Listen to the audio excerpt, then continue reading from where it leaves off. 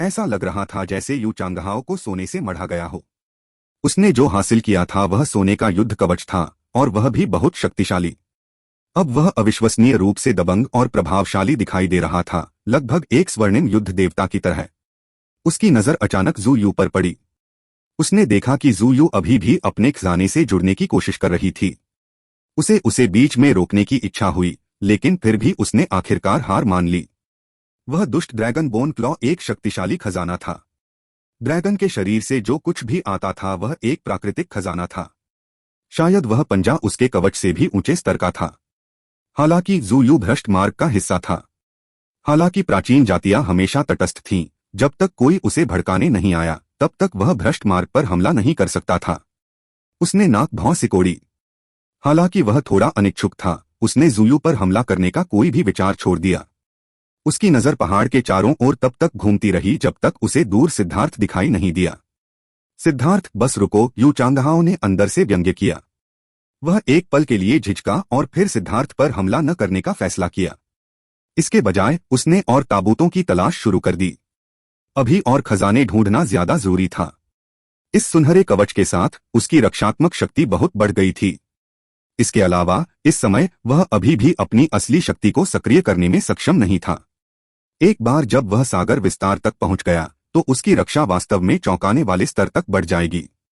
इसलिए यू चांगहाओ शायद सिद्धार्थ को तुरंत मारना चाहता था, लेकिन वह यह भी जानता था कि सिद्धार्थ को संभालना इतना आसान नहीं था। अगर वे पूरी ताकत से लड़े तो यह अधिक खजाने हासिल करने का यह अवसर बर्बाद हो जाएगा। यह अवसर अत्यंत दुर्लभ था। यदि वह इस अवसर का लाभ नहीं उठाता और सिद्धार्थ को मारने के लिए और भी अधिक शक्तिशाली खजानों को खो देता तो यह एक नुकसान होता। सिद्धार्थ ने यू चांगहाओ की ओर नहीं देखा, लेकिन वह लगातार उसके खिलाफ चौकन्ना था। जब उसने उसे दूसरे ताबूत में जाते देखा तो वह शांत हुआ। वह 1 घंटे में 100 खजाने प्राप्त कर रहा था। उसके पास उससे लड़ने का समय कैसे था? 4 घंटे बाद लोगों को धीरे धीरे पता चला कि खुले ताबूतों की संख्या कम हो रही है। उन्होंने अपनी खोज का दायरा बढ़ाना शुरू कर दिया। सभी लोग बहुत उत्साहित थे। उन्हें कम से कम 1 खजाना मिल गया था और कुछ को तो 4 तक मिल गए थे। धर्मी पथ के प्रथम श्रेणी के सेलेस्टियल्स, जिन्होंने खजाना आइटम प्राप्त किया था, आगे बढ़ने के बजाय सीधे चले गए। वे बहुत होशियार थे। अगर उनके पास बहुत ज्यादा खजाना आइटम होते तो उनकी शक्ति के साथ उनके पास इस जगह से जिंदा निकलने का कोई रास्ता नहीं होता। भले ही भ्रष्ट विशेषज्ञ और प्राचीन जाति के विशेषज्ञ कुछ न करें, लेकिन दूसरे धर्मी विशेषज्ञ जरूर करेंगे। उन्होंने जो खजाना खरीदा था उसे अच्छा तो नहीं माना जा सकता था, लेकिन वह बुरा भी नहीं था। हालांकि वे दूसरों की ईर्ष्या को आकर्षित नहीं करेंगे, इसलिए जल्दबाजी में भाग जाना सही निर्णय था। जो लोग रुके थे वे सभी कम से कम रैंक 2 के दिव्य प्राणी थे। हालांकि वे रैंक 2 के दिव्य प्राणी रैंक 3 के दिव्य प्राणी को नहीं हरा सकते थे, लेकिन वे बहुत घमंडी थे, यह सोचकर कि भले ही वे एक को नहीं हरा पाए फिर भी वे बच निकलने में सक्षम होंगे। कमीने, यह कैसे संभव है? सिद्धार्थ ने अभी अभी यह ताबूत खोला है और मैंने स्पष्ट रूप से अंदर से एक खजाने की रोशनी आती देखी है। निश्चित रूप से कोई खजाना होना चाहिए। अचानक प्राचीन जाति के विशेषज्ञों में से एक ने उग्र रूप से दहाड़ लगाई। क्योंकि उसे कोई और ताबूत नहीं मिला था, इसलिए उसने अचानक से उन ताबूतों में से एक को देखने के बारे में सोचा जिन्हें सिद्धार्थ ने देखा था। सिर्फ इसलिए कि यह ऐसी चीज थी जिसे सिद्धार्थ ने नीची नजर से देखा था, इसका मतलब यह नहीं था कि यह उसके लिए उपयोगी नहीं हो सकता था। क्या तुम्हें भी कुछ नहीं मिला? मैं उन 7 ताबूतों को देख चुका हूं जिनसे सिद्धार्थ गुजरा है, लेकिन उनमें कुछ भी नहीं था, एक अन्य प्राचीन विशेषज्ञ ने चिल्लाकर कहा। सिद्धार्थ ने मन ही मन कोसा। आखिरकार उसे देख लिया गया। उन उग्र प्राचीन जाति विशेषज्ञों को देखकर वह इतना क्रोधित था कि उसे उनकी गर्दन मरोड़ने की इच्छा हुई। उनके चिल्लाने से सभी लोग रुक गए और आश्चर्य से सिद्धार्थ को देखने लगे। इस कमीने के पास निश्चित रूप से एक गुप्त कला है जो उसे ताबूतों को पूरी तरह से खोले बिना अंदर के खजाने को निकालने की अनुमति देती है, प्राचीन जाति के विशेषज्ञों में से एक ने दहाड़ते हुए कहा। उसकी आंखों में एक लालची चमक दिखाई दी। अगर वह सही था तो भले ही सिद्धार्थ ने जितने ताबूत देखे थे उनमें से आधे खाली थे, लेकिन उसने जो खजाने प्राप्त किए थे उनकी संख्या 100 से ज्यादा होनी चाहिए थी। 100 खजाने की वस्तुओं के बारे में सोचते ही सभी की आंखें लाल हो गईं। सिद्धार्थ को मार डालो और उसके खजाने की वस्तुएं ले लो। प्राचीन जातियों में से एक शक्तिशाली रैंक 3 सेलेस्टियल ने दहाड़कर पहल की। हालांकि वह जन्मजात रैंक 3 सेलेस्टियल नहीं था, लेकिन उसकी आभा समुद्र की तरह थी। उसका भाला एक जहरीले ड्रैगन की तरह सिद्धार्थ की ओर वार करता था। इस हमले में एक भयानक शक्ति थी जिसने दुनिया को हिलाकर रख दिया। वह एक बेहद घमंडी विशेषज्ञ था, लेकिन उसके पास घमंडी होने की शक्ति भी थी। यह हमला वाकई भयानक था और इसने सिद्धार्थ के भागने के सभी रास्ते बंद कर दिए। उसके पीछे अन्य प्राचीन जाति विशेषज्ञों ने भी हमला किया। पहले उन्होंने उसे यूचांगहाओ से लड़ते देखा था। हालांकि वह शक्तिशाली था, लेकिन उसके पास मौजूद अज्ञात खजाने की वस्तुओं के कारण उन्होंने उसे मारने के लिए पूरी ताकत लगा दी। ऐसा इसलिए था क्योंकि एक बार जब यूचांगहाओ ने इसमें शामिल होने का फैसला किया तो वे सभी खजाने की वस्तुएं उसके पास चली जाएंगी। जियाओ कियान, जब तक वे ध्यान भटका रहे हो तुम ताबूतों को पलटना जारी रखो, मैं उन्हें संभाल लूंगा, सिद्धार्थ ने उसे हमला करने से रोकते हुए कहा। वह अकेला ही काफी था। पूर्वी बंजर भूमि की घंटी ने कहा था कि जब तक सिद्धार्थ इस पहाड़ पर रहेगा वह यू शियाओकियान द्वारा खोले गए किसी भी ताबूत में रखे खजाने को ले जाने में सक्षम होगा। तो फिर देखते हैं कि कौन किसको मारेगा, सिद्धार्थ ने हंसते हुए कहा। उसके हाथ में एक तलवार आई और उसने सीधे उस पहले विशेषज्ञ पर हमला कर दिया जो उस पर हमला करने वाला था। उसकी तलवार उसके भाले पर जा गिरी। धमाका! प्राचीन जाति विशेषज्ञ को सिद्धार्थ ने पीछे धकेल दिया। इस समय सिद्धार्थ थंडर फोर्स से आच्छादित हो गया और वह फिर से उसके सामने प्रकट हुआ जैसे कि वह टेलीपोर्ट हो गया हो। वह बहुत तेज था। उसकी लाइटनिंग बॉडी ब्लिंक के साथ, विशेष रूप से इतनी नजदीकी से, उस व्यक्ति को प्रतिक्रिया करने का मौका भी नहीं मिला। सिद्धार्थ की तलवार सीधे उसके सिर को काट गई और वह तरबूज की तरह फट गया।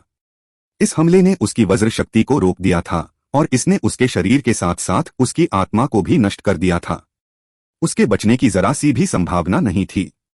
आकाश को विभाजित करो। एक को मारने के बाद सिद्धार्थ ने बिना किसी हिचकिचाहट के अपनी तलवार को आसमान की ओर घुमाया और एक बड़ी तलवार की छवि दिखाई दी। इसने उस पर हमला करने वाले विशेषज्ञों पर हमला कर दिया। सब कुछ बहुत जल्दी हुआ। सिद्धार्थ का हमला लगभग तात्कालिक और अविश्वसनीय रूप से शक्तिशाली था। हालांकि प्राचीन जाति के विशेषज्ञों ने तुरंत उसे रोकने के लिए कदम उठाया, फिर भी काफी लोग घायल हो गए। प्राचीन जाति के कई विशेषज्ञ तुरंत भड़क गए। मृत्यु के बाद भी वे समझ नहीं पाए कि सिद्धार्थ ने कैसे तुरंत इतना शक्तिशाली प्रहार किया। उनमें से 10 से ज्यादा लोग एक ही पल में मारे गए। यहां तक कि उनकी जल्दबाजी भरी सुरक्षा भी सिद्धार्थ की ताकत को रोकने में असमर्थ थी। वर्तमान में सिद्धार्थ अब पीछे नहीं हट रहा था। वह वध के लिए तैयार था। ये प्राचीन जातियां बहुत घमंडी थीं और चूंकि वे उसे मारना चाहती थीं, इसलिए वह निश्चित रूप से दयावान नहीं होगा। हमलावरों में से केवल 4 ही उसके हमले से बच पाए। वे चारों जन्मजात रैंक 3 सेलेस्टियल थे। हालांकि उनका हमला अचानक हुआ था, लेकिन अपनी अपार शक्ति से वे उसके हमले के प्रभाव को कम करने में सफल रहे। लेकिन फिर भी उनमें एक डर बना हुआ था। बिना किसी शक्ति के सिद्धार्थ इतना भयानक हमला करने में सक्षम था। यह बात उनकी समझ से परे थी। सिद्धार्थ ने अपनी तलवार घुमाई और उसे अपने कंधे पर टिका लिया। उसका शरीर बिजली की चमक से भर गया। तुम मुझे मारना चाहते हो? मैं किसी भी समय तुम्हारा स्वागत करूंगा। जब तक तुम्हें लगे कि तुम्हारा गला काफी कठोर है, तब तक तुम जैसे चाहो वैसे आओ। तुम सब लोग रास्ते से हट जाओ। मुझे इस घमंडी आदमी को मार डालने दो। यू चांगहाओ ने अपने पंख फड़फड़ाए और सिद्धार्थ की ओर उड़ गया। उसके पंखों पर रोन घूम रहे थे, जिससे एक तेज रोशनी आ रही थी जो अचानक सिद्धार्थ की ओर बढ़ गई। यह वास्तव में पहले जैसी ही चाल थी। अहंकारी, इसे अहंकार कहा जाएगा। मैं तुम्हें दिखाऊंगा कि असली अहंकार क्या होता है। सिद्धार्थ ने उपहास किया। उसकी आभा घूम रही थी। उसके काले वस्त्र बिना किसी हवा के तैरने लगे। उसकी आदिम अराजकता की माला घूम गई और उसके 4 सितारों की शक्ति फूट पड़ी। उसकी चौड़ी तलवार नीचे गिरी, जिससे तलवार क्यूई की एक किरण निकली। धमाका! एक उग्र क्यूई लहर फूट पड़ी।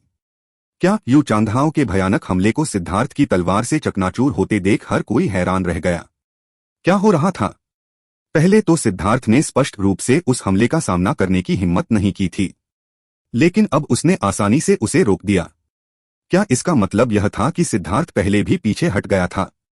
तुम कहां देख रहे हो, बेवकूफ? यू चांगहाओ को अपनी आंखों पर यकीन नहीं हुआ। उसके एक मुख्य हमले को सिर्फ क्रूर बल से नष्ट कर दिया गया था। जैसे ही वह स्तब्ध हुआ, एक हाथ ने उसके चेहरे पर बुरी तरह से थप्पड़ मारा। जब तक वह प्रतिक्रिया करता तब तक वह मारा जा चुका था। यू चांगहाओ सबके सामने एक उल्कापिंड की तरह वापस लौटा। वह जमीन पर जा गिरा, जिससे एक बड़ा गड्ढा बन गया। यहां तक कि आसपास के ताबूत भी दफन हो गए। अवज्ञाकारी कमीने, क्या थप्पड़ खाना तुम्हें बहुत आरामदायक लगता है? सिद्धार्थ ने अपना हाथ हिलाते हुए व्यंग्य किया। सिद्धार्थ निश्चित रूप से अपनी शक्ति छिपा रहा था। कितना भयावह, यही बात ज्यादातर लोग सोच रहे थे। सच में सिद्धार्थ वास्तव में अपनी शक्ति छुपा रहा था। जब उसने पहले यू चांगहाओ के खिलाफ लड़ाई लड़ी थी तो उस गठन ने उसकी जादुई कला को रोक दिया होगा, लेकिन इसने उसके 9 सितारा हेगेमॉन बॉडी आर्ट को नहीं रोका। बस इतना ही था कि सिद्धार्थ इतनी जल्दी सबके निशाने पर नहीं आना चाहता था। थोड़ा धीरज रखना ही राजा का तरीका था। लेकिन अपने भाग्य के आधे रास्ते में ही उसे दूसरों ने देख लिया था। अब और धीरज रखने का कोई मतलब नहीं था। उसने तुरंत 8वें तारे के परिवर्तन और 12वें स्वर्ग चरण की शक्ति जारी कर दी। अचानक जमीन फट गई और रोशनी का एक खंभा आसमान में उड़ गया। यू चांगहाओ प्रकट हुआ। उसके पीछे एक बहुत बड़ा भ्रमपूर्ण व्यक्ति था। उसके माथे पर एक सुनहरा रून चमक उठा और उससे एक भयानक दबाव आया, जिससे उसके आसपास का स्थान मुड़ गया। सिद्धार्थ, मर जाओ। यू चांगहाओ के पंख अचानक आसमान की ओर उठे। शून्य को चीरता देख हर कोई भयभीत हो गया। यू चांगहाओ की उग्र दहाड़ ने आसमान को हिलाकर रख दिया। वह 3 रंगों के रूनों के समुद्र से घिरा हुआ था। उसकी आभा पवित्र और शक्तिशाली थी, जो जानलेवा हवा से भरी हुई थी। वह स्पष्ट रूप से पागल हो चुका था। उसकी दहाड़ सुनकर स्वर्ग और पृथ्वी कांप उठे। यह एक अतुलनीय दबाव था। हर कोई यू चांगहाओ को भय से देख रहा था। वह एक उग्र शैतान की तरह लग रहा था। उसके पंख मुड़ गए और आकाश की ओर इशारा करने लगे। उसके सारे रंग उसके पंखों में समा गए। उस पल में शून्य भी फट गया, जिससे सभी भयभीत हो गए। जब उसके पंख एक बार फिर खुले तो उसके पूरे शरीर में रोशनी फैल गई। उसकी आभा से दूसरे दर्जे के दिव्य प्राणी डर से कांप उठे। उसके दबाव के सामने उन्हें सांस लेना भी मुश्किल लग रहा था। सिद्धार्थ, तुमने मुझे क्रोधित कर दिया है। अब मृत्यु तुम्हारे लिए एक अत्यंत शानदार चीज होगी। मैं तुम्हें इतनी आसानी से मरने नहीं दूंगा। तुम नीच हीन मानव, मैं तुम्हें पवित्र प्राचीन जातियों को अपमानित करने की कीमत दिखाऊंगा। रक्त पंख दिव्य स्लैश। यू चांगहाओ का एक पंख ऊपर उठा और फिर नीचे गिर गया। उसी क्षण उसके पंखों पर लगे सभी रून घूम गए और एक ग्रैंड दांव की आभा प्रकट हुई। यह एक भयानक हमला था। यू चांगहाओ के पंखों पर मौजूद रून उसकी दिव्य क्षमताओं की जड़ थे। उनकी बदौलत उसके पंखों को जन्मजात खजाने की वस्तुएं भी कहा जा सकता है, जिससे उसके हर हमले से रैंक 3 के सेलेस्टियल को आसानी से मारा जा सकता है। सभी रैंक 2 सेलेस्टियल अब कागज की तरह पीले पड़ गए थे। यह हमला उनकी तरफ नहीं आ रहा था, लेकिन इसका दबाव असहनीय था। उन्हें ऐसा लग रहा था जैसे उनके शरीर को चीर दिया जा रहा है। वे सभी भयभीत थे। अब वे खजाने की वस्तुओं को खोजने की जहमत नहीं उठा रहे थे। वे सभी भाग गए। उन्हें डर था कि जरा सी भी शॉकवेव उन्हें मार सकती है। अगर ऐसा हुआ तो वे सभी खजाने जो उन्होंने खोजे थे बर्बाद हो जाएंगे। हम्मा, तुम बेवकूफ हो। क्या तुमने सोचा था कि सिर्फ इसलिए कि तुम्हारे पास कुछ योग्यता है तुम भगवान यू चांगहाओ को चुनौती दे सकते हो? तुम सच में कुएं के तल पर पड़े मेंढक हो। अब तुमने यह कर दिखाया है, एक प्राचीन जाति विशेषज्ञ ने प्रसन्नता से भरकर कहा। यह सही है, मानव जाति सिर्फ मूर्खों का समूह है। भगवान यू चांगहाओ एक बेजोड़ नायक हैं जिनकी शक्ति स्वर्ग को हिला देती है। सिद्धार्थ, आपने उन्हें कम आका, एक अन्य प्राचीन जाति विशेषज्ञ ने कहा। सच तो यह है कि प्राचीन जातियां मानव जाति को नीची नजर से देखती थीं। धर्मी विशेषज्ञों के चेहरे पर उदासी छा गई। यह बहुत ज्यादा था। यह तो उन्हें सीधे गाली देने जैसा था। यह जानना जरूरी था कि भ्रष्ट मार्ग के विशेषज्ञ अब खुद को वास्तव में मानव जाति का हिस्सा नहीं मानते थे। वे खुद को भ्रष्ट ईश्वर की संतान मानते थे। वे अपने ईश्वर के वंशज थे।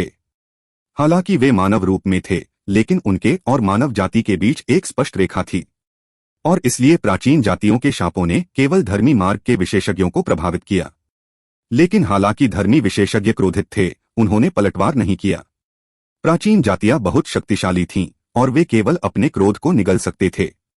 उनके दिलों में वे उम्मीद करते थे कि सिद्धार्थ मानव जाति के लिए कुछ सम्मान के लिए लड़ेगा।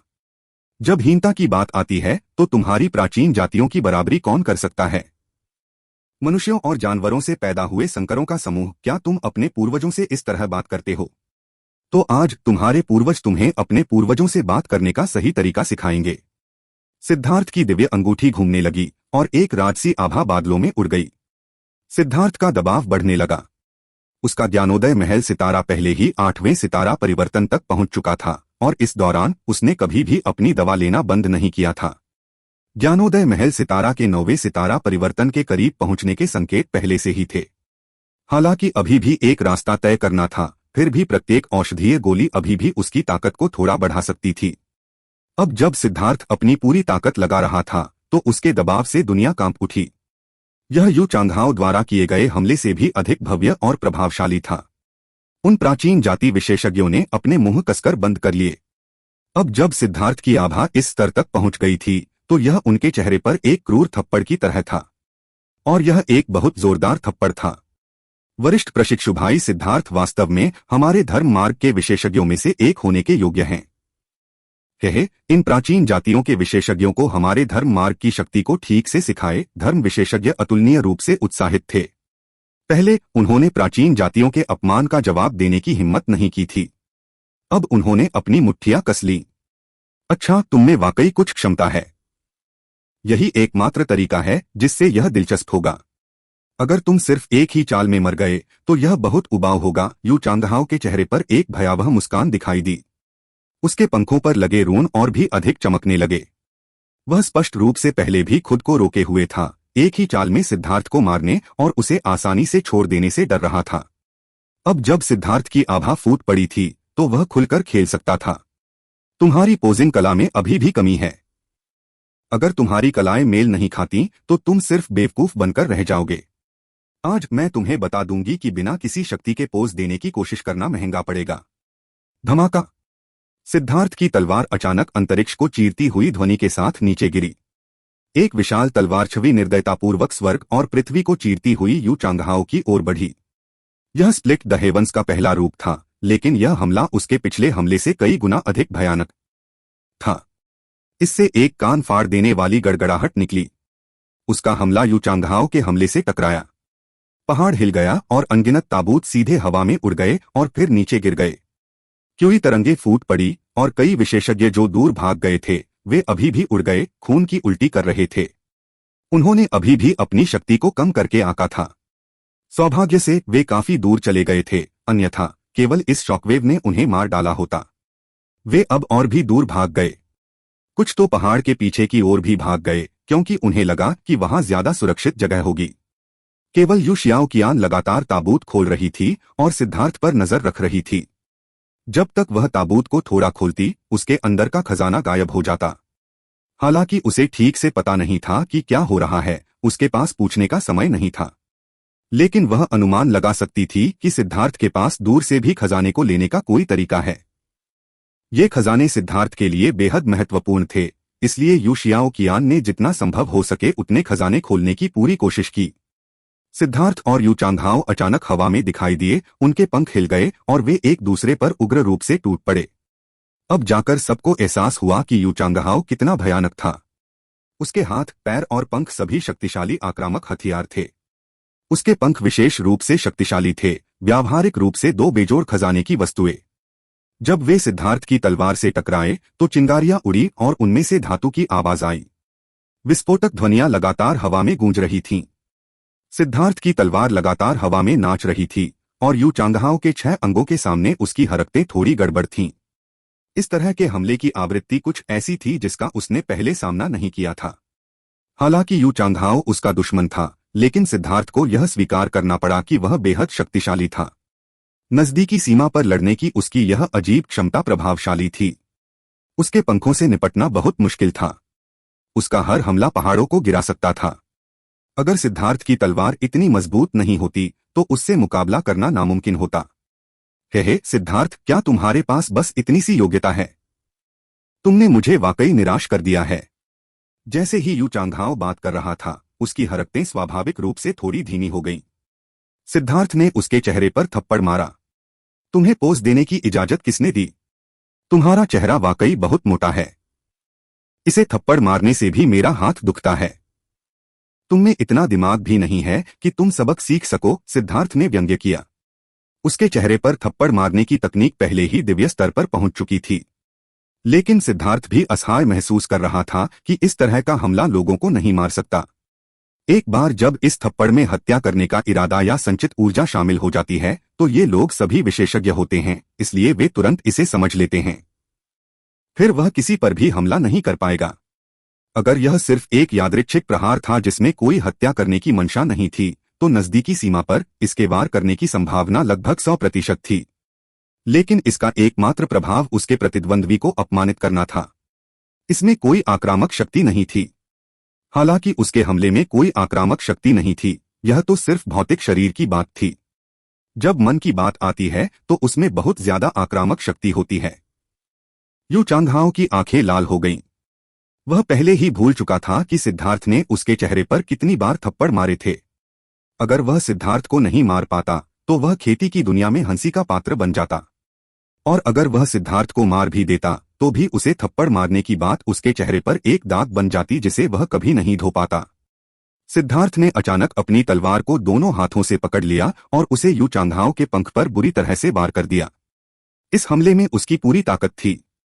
उसकी तलवार पंख के बीच वाले हिस्से से थोड़ी ऊपर गिरी, वह जगह जहां यू चांगहाओ के संतुलन खोने की सबसे अधिक संभावना थी। यह एक ऐसा हमला था जिसकी योजना सिद्धार्थ काफी समय से बना रहा था। यू चांगहाओ की नजदीकी क्षमता इस तथ्य से आई थी कि वह अजीब कोनों से हमलों की झड़ी लगा सकता था। यही कारण था कि यू चांगहाओ ने लेंग युयान को चुनौती देने की हिम्मत की थी, जो नजदीकी लड़ाई में बेजोड़ होने के लिए प्रसिद्ध था। लेकिन चाहे चाल कितनी भी शक्तिशाली क्यों न हो, हमेशा एक मौका होता है। सिद्धार्थ को शुरू में इसकी आदत नहीं थी, लेकिन उसके हमले की आवृत्ति के आदी होने के बाद उसे वह मौका मिल गया। सिद्धार्थ का हमला उसके पंख पर हुआ और उसी समय उसने तिरछे वार किए। यू चांगहाओ की अपनी हरकतें बहुत तेज थीं और उसके बाएं पंख ने हमला किया ठीक उसी समय जब उसके दाहिने पंख पर हमला हुआ। लेकिन सिद्धार्थ का बल तिरछा लगाया जा रहा था, जिससे यू चांगहाओ अपना संतुलन खो बैठा। उसका पंख सिद्धार्थ के सिर के ऊपर से निकल गया। यू चांगहाओ के लिए सबसे चौंकाने वाली बात यह थी कि उसका शरीर अनायास ही हवा में घूमने लगा। उसका नितंब सिद्धार्थ की ओर मुड़ गया। मृत्यु के 1000 वर्ष। सिद्धार्थ की तलवार सीटी बजाती हुई सीधे यू चांगहाओ के नितंब की ओर चली। जैसे ही यू चांगहाओ हवा में घूम रहा था, उसे बहुत बुरा लगा। उसने तुरंत अपने पंख फैलाए और आगे की ओर उछला। उसी समय उसके सुनहरे कवच ने उसके शरीर को पूरी तरह से ढक लिया। अफसोस की बात है कि यू चांगहाओ अभी भी सिद्धार्थ जितना तेज नहीं था। सिद्धार्थ की तलवार सीधे यू चांगहाओ के नितंब में जा लगी। हड्डियां टूटने की कर्कश आवाज गूंज उठी। आह! एक हृदय विदारक चीख पूरे वातावरण में गूंज उठी। उस दयनीय चीख के जरिए हर कोई उस असहनीय दर्द को महसूस कर सकता था जिससे वह व्यक्ति गुजर रहा होगा। हालांकि यू चांगहाओ ने खुद को बचाने के लिए अपना सुनहरा कवच सक्रिय कर लिया था, लेकिन उसने इसे बस एक पल के लिए ही पहना था। यह अपनी शक्ति को पूरी तरह से मुक्त नहीं कर पाया था और इसलिए इसने सिद्धार्थ के हमले के केवल एक हिस्से को ही रोका था। सिद्धार्थ के हमले ने सीधे यू चांगहाओ की टेलबोन में वार किया था। वहां नसों का घना जमावड़ा था। यू चांगहाओ एक बेहतरीन विशेषज्ञ था। अगर वह मर भी जाता तो भी वह इतनी दयनीय चीख नहीं निकालता। यह बहुत शर्मनाक था। लेकिन अब वह इतना दर्द में था कि खुद को रोक नहीं पाया। यह सहज ज्ञान था।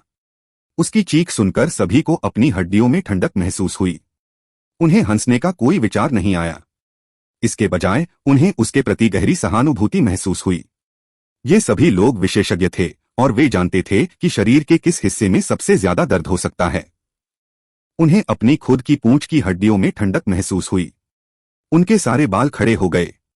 सिद्धार्थ के हमले से बचने की कोशिश में असफल होने के कारण यू चांगहाओ एक तोप के गोले की तरह पहाड़ में जा गिरा।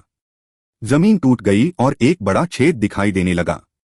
यह विफल हो गया, लेकिन यह भी अच्छा है। अगर यह तलवार बकवास से दूषित हो गई तो इसका उपयोग करना कष्टप्रद होगा, सिद्धार्थ ने खुद से कहा। अचानक जमीन कांपने लगी। जमीन फट गई और एक आकृति आसमान में उड़ी। वह आकृति यू चांगहाओ थी। उसकी आंखें अब पूरी तरह से लाल हो चुकी थीं। ऐसा लग रहा था कि उनमें से आग निकल आएगी। उसका गुस्सा चरम पर पहुंच गया था। उसे ऐसा भी लग रहा था कि वह फट जाएगा। दर्द, अपमान और क्रोध। ये सभी नकारात्मक भावनाएं उसके मन में गूंज रही थीं। अभी अभी वह इतना दर्द झेल रहा था कि मरना चाहता था। हालांकि उसकी चोट ठीक हो गई थी, लेकिन वह दर्द अभी भी बना हुआ था। स्वर्ग विभक्त पंख। यू चांगहाओ ने दहाड़ लगाई और उसके पंख खुल गए। एक विशाल आभा फूट पड़ी, जिसने दुनिया को हिलाकर रख दिया। चकाचौंध करने वाली सुनहरी रोशनी फूट पड़ी। आसमान में आसमान चीरने वाले दो पंख दिखाई दिए। वे पंख कई मील लंबे थे और दो उड़ते हुए ब्लेड जैसे लग रहे थे, लेकिन वे उड़ने वाले पंख सुनहरे रंग के रंग से बने थे। दिव्य प्रकाश प्रसारित हुआ। जैसे ही वे पंख दिखाई दिए, दुनिया मौत की आभा से भर गई। मर जाओ। यू चांगहाओ ने हाथ की मुहरें बनाई, विशाल पंखों को नियंत्रित करते हुए सिद्धार्थ पर हमला किया। वे उसकी ओर बढ़े और जहां से वे गुजरे वहां आसमान में छोटी काली रेखाएं दिखाई दीं। हे भगवान, शून्य को चीर दिया जा रहा है, लोग चिल्लाने लगे। उन्हें आखिरकार समझ में आ गया कि यू चांगहाओ कितना भयानक था। इससे पहले यू चांगहाओ को सिद्धार्थ ने कई बार चेहरे पर थप्पड़ मारे थे। अंत में उसका बट लगभग पूरी तरह से नष्ट हो गया था। एक शीर्ष विशेषज्ञ के रूप में उनकी स्थिति उनके दिलों में बहुत गिर गई थी। लेकिन अब जब उसने यह हमला किया तो उन्हें एहसास हुआ कि वह कितना भयानक था। उन्होंने उसके संयम की भी प्रशंसा की। उसने इस पल के लिए इतना बड़ा तुरुप का पत्ता रोक रखा था। यह हमला विजेता का निर्धारण करेगा। यह फेदर जाति की विरासत में मिली दिव्य क्षमताओं में से एक है। अब तक इसी क्षेत्र में कोई भी इस हमले को प्राप्त करने में सक्षम नहीं था। सिद्धार्थ निश्चित रूप से मर चुका है, एक प्राचीन जाति विशेषज्ञ ने कहा। सच तो यह है कि यू चांगहाओ ने सिद्धार्थ को मारने के लिए इस तरह की दिव्य क्षमता का उपयोग करने की योजना नहीं बनाई थी। इस दिव्य क्षमता की एक कीमत चुकानी पड़ी। यह उसके खून में मौजूद मूल रूनों को खत्म कर देगी। अभी वह जियांटियन के शिखर पर था। उसे अपने रक्त की शुद्धता बनाए रखनी थी ताकि वह समुद्र विस्तार में पूरी तरह से आगे बढ़ सके। अगर उसने अपने कोर रून्स की ऊर्जा का बहुत ज्यादा इस्तेमाल किया क्योंकि उसने इतनी बड़ी चालें चलाईं, तो इससे उसकी रक्तरेखा की गुणवत्ता गिर जाएगी। अगर वह आध्यात्मिक क्यूई विस्फोट होने तक इसे बहाल नहीं कर सका तो वह उस अविश्वसनीय रूप से दुर्लभ अवसर को खो देगा। यह अस्वीकार्य था। इसलिए भले ही उसे पहले भी अपमानित किया गया हो, लेकिन उसने यह चाल नहीं चली थी। लेकिन अब वह वास्तव में अपने गुस्से को दबाने में असमर्थ था। वह केवल सिद्धार्थ को मारना चाहता था। सिद्धार्थ को मारने के लिए उसे परवाह नहीं थी कि उसे क्या करना है। उन दो विशाल सुनहरे पंखों को दो दिव्य ब्लेड की तरह अपनी ओर वार करते देख सिद्धार्थ के रोंगटे खड़े हो गए। यह हमला निश्चित रूप से भयानक था। अगर वह सावधान नहीं रहा तो उसकी मौत हो सकती थी। सिद्धार्थ ने गहरी सांस ली। उसकी आंखों में चार सितारे उभर आए और उसने अपनी तलवार उठाई। एक विशाल तलवार की प्रतिमा आसमान में उड़ रही थी और उसमें एक भव्य आभा थी। यह एक देवता की तलवार की तरह थी जो दुनिया को तहस-नहस करने की इच्छा से भरी हुई थी। आकाश को चीर दो दो, सिद्धार्थ अंदर से चिल्लाया। उसकी तलवार पंखों की ओर बढ़ी। धमाका! दोनों सेनाएं आपस में टकराईं। उस पल दुनिया शांत हो गई। यह शांत था, लेकिन अगले ही पल एक बहुत बड़ा विस्फोटक विस्फोट हुआ। स्वर्ग और पृथ्वी कांप उठे और पहाड़ पर रखे ताबूत उड़ गए। अच्छा नहीं है। दौड़ना! आह! शवों के फटने की आवाज के साथ साथ दयनीय चीखें भी गूंज रही थीं। पहाड़ की चोटी पर बहुत सारे ताबूत थे। वे तोप के गोलों की तरह बाहर निकल रहे थे और बहुत से लोग उनसे बच नहीं पा रहे थे। वे टुकड़े टुकड़े हो गए थे। इस हमले से इस विशाल पर्वत का आधा हिस्सा ढह गया। यहां तक कि यहां की संरचना भी इसे रोक नहीं पाई थी। जैसे ही सब लोग भयभीत महसूस कर रहे थे, एक भव्य आभा फूट पड़ी। वह आभा बुराई से भरी हुई थी। हा हा हा हा! भ्रष्ट ड्रैगन बोन क्लॉ मेरा है। सिद्धार्थ, अपनी जिंदगी सौंप दो। जू यू इस पूरे समय भ्रष्ट ड्रैगन बोन क्लॉ को वश में करने की कोशिश कर रहा था। अब वह हंसा। उसकी आवाज खुशी से भरी हुई थी। उसकी नजर हवा में सिद्धार्थ पर पड़ी। इस समय सिद्धार्थ और यू चांगहाओ के बाल अस्तव्यस्त थे और उनकी आभा थोड़ी अस्थिर थी। यह आदान प्रदान बहुत तीव्र था। इसने न केवल उनकी बहुत सारी ऊर्जा को समाप्त कर दिया था, बल्कि इसने एक ऐसी प्रतिक्रिया भी पैदा की थी जिसने उन्हें घायल कर दिया था। सिद्धार्थ चौंक गया। उसने पहले भी यू चांगहाओ को कम आंका था। अभी अभी उसने अपनी सबसे मजबूत चाल चली थी, लेकिन फिर भी वह उसके बराबर पहुंच गया था। यह स्पष्ट था कि अगर उसने उससे तब लड़ा होता जब अमरपथ अभी अभी खुला था, तो वह मारा जाता। अब जू यू 3 फुट लंबा हड्डी का पंजा पकड़े हुए था और उसे देखकर भयावह रूप से मुस्कुरा रहा था। उसे पता था कि वह भी इसमें शामिल होने वाला है। हाँ हाँ हाँ, अगर तुम लड़ना चाहते हो तो आओ। मैं कभी किसी से डरी हूं, सिद्धार्थ ने अचानक आसमान हिला देने वाली हंसी निकाली। धर्मी विशेषज्ञ, भ्रष्ट विशेषज्ञ और प्राचीन जाति विशेषज्ञ सभी हैरान थे। अब 2 शीर्ष विशेषज्ञ उस पर हमला करने वाले थे, लेकिन उसके पास अभी भी भागने का जरा भी इरादा नहीं था। उनके खिलाफ एक बनाम 2 लड़ने के लिए वह अविश्वसनीय रूप से दबंग था। लेकिन ऐसे भी बहुत से लोग थे जो उसे बेवकूफ समझते थे। वह दिखावा करना जानता था, लेकिन अब दिखावा करने की कीमत चुकानी पड़ेगी, और वह कीमत बहुत ही दयनीय होगी। हाँ हाँ, मैं तुम्हें अपने नए हथियार की शक्ति का स्वाद चखाऊंगा। जू यू हंसा और उसके हाथ में हड्डी का पंजा सीधे सिद्धार्थ की ओर बढ़ा। रास्ते में यह अचानक बड़ा हो गया, 300 मीटर लंबा हो गया। सिद्धार्थ ने अपनी तलवार दोनों हाथों से पकड़ी और हड्डी के पंजे पर वार किया।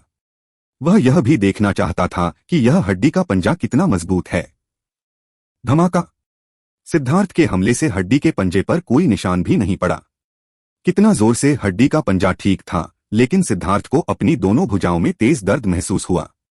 हड्डी के पंजे को सिद्धार्थ ने रोक लिया, लेकिन फिर अचानक वह बंद होने लगा। सिद्धार्थ को अपनी मुट्ठी में दबाना चाहता था। उसकी फुर्ती इंसानी हाथ के बराबर थी, जिससे सिद्धार्थ चौंक गया। हड्डी का पंजा बंद हो गया, लेकिन सिद्धार्थ ने भागने के लिए पहले ही लाइटनिंग बॉडी ब्लिंक का इस्तेमाल कर लिया था। हालांकि वह बच गया था, लेकिन हड्डी के पंजे के बंद होने से कान चीरने वाली आवाज ने सिद्धार्थ को डर के मारे उछलने पर मजबूर कर दिया। अगर वह पकड़ा जाता तो भले ही वह तुरंत मर न जाता, लेकिन उसकी हड्डियां जरूर कुचल दी जाती। हाँ हाँ हाँ सिद्धार्थ, देखते हैं आज तुम कैसे भागोगे। एक बार जब मैं तुम्हें दूर कर दूंगा तो मैं लिंग युयान को संभाल लूंगा। इस दुष्ट ड्रैगन बोन क्लॉ के साथ मुझे उसके बारे में चिंता करने की जरूरत नहीं है। जू यू उत्साह से भरा हुआ था। उसकी हंसी भी आत्मविश्वास से भरी थी। भाई चांगहाओ, आपको कोई संदेह करने की जरूरत नहीं है। यह कमीना बहुत फिसलन भरा है। अगर हम सावधान नहीं रहे तो वह भाग जाएगा। क्यों न हम मिलकर उसे मार डालें? जू यू ने पूछा। जू यू जानता था कि यू चांगहाओ शक्तिशाली है। उसके मौजूद होने पर सिद्धार्थ के लिए भागना मुश्किल हो जाएगा। जू यू को उसके जैसे सहायक की जरूरत थी, क्योंकि उसकी अपनी गति सिद्धार्थ के मुकाबले में नहीं थी। अब वह सिद्धार्थ को मरवा सकता था, और इसके अलावा यह सहयोग के रूप में गिना जाएगा। शायद भविष्य में वे एक बार फिर सहयोग करने में सक्षम होंगे जब वह लेंग युयान को संभालेगा। हालांकि उसके पास दुष्ट ड्रैगन बोन क्लॉ था, लेकिन सच में जू यू अभी भी लेंग युयान से आहत था। सिर्फ बोन क्लॉ से उसे 100% भरोसा नहीं था, और इसलिए वह यू चांगहाओ के साथ गठबंधन बनाना चाहता था। तब उसका आत्मविश्वास थोड़ा बढ़ जाता। हालांकि उसके मन में लेंग युयान को वश में करने का कोई विचार नहीं था। उसकी नजर में लेंग युयान कोई महिला नहीं थी।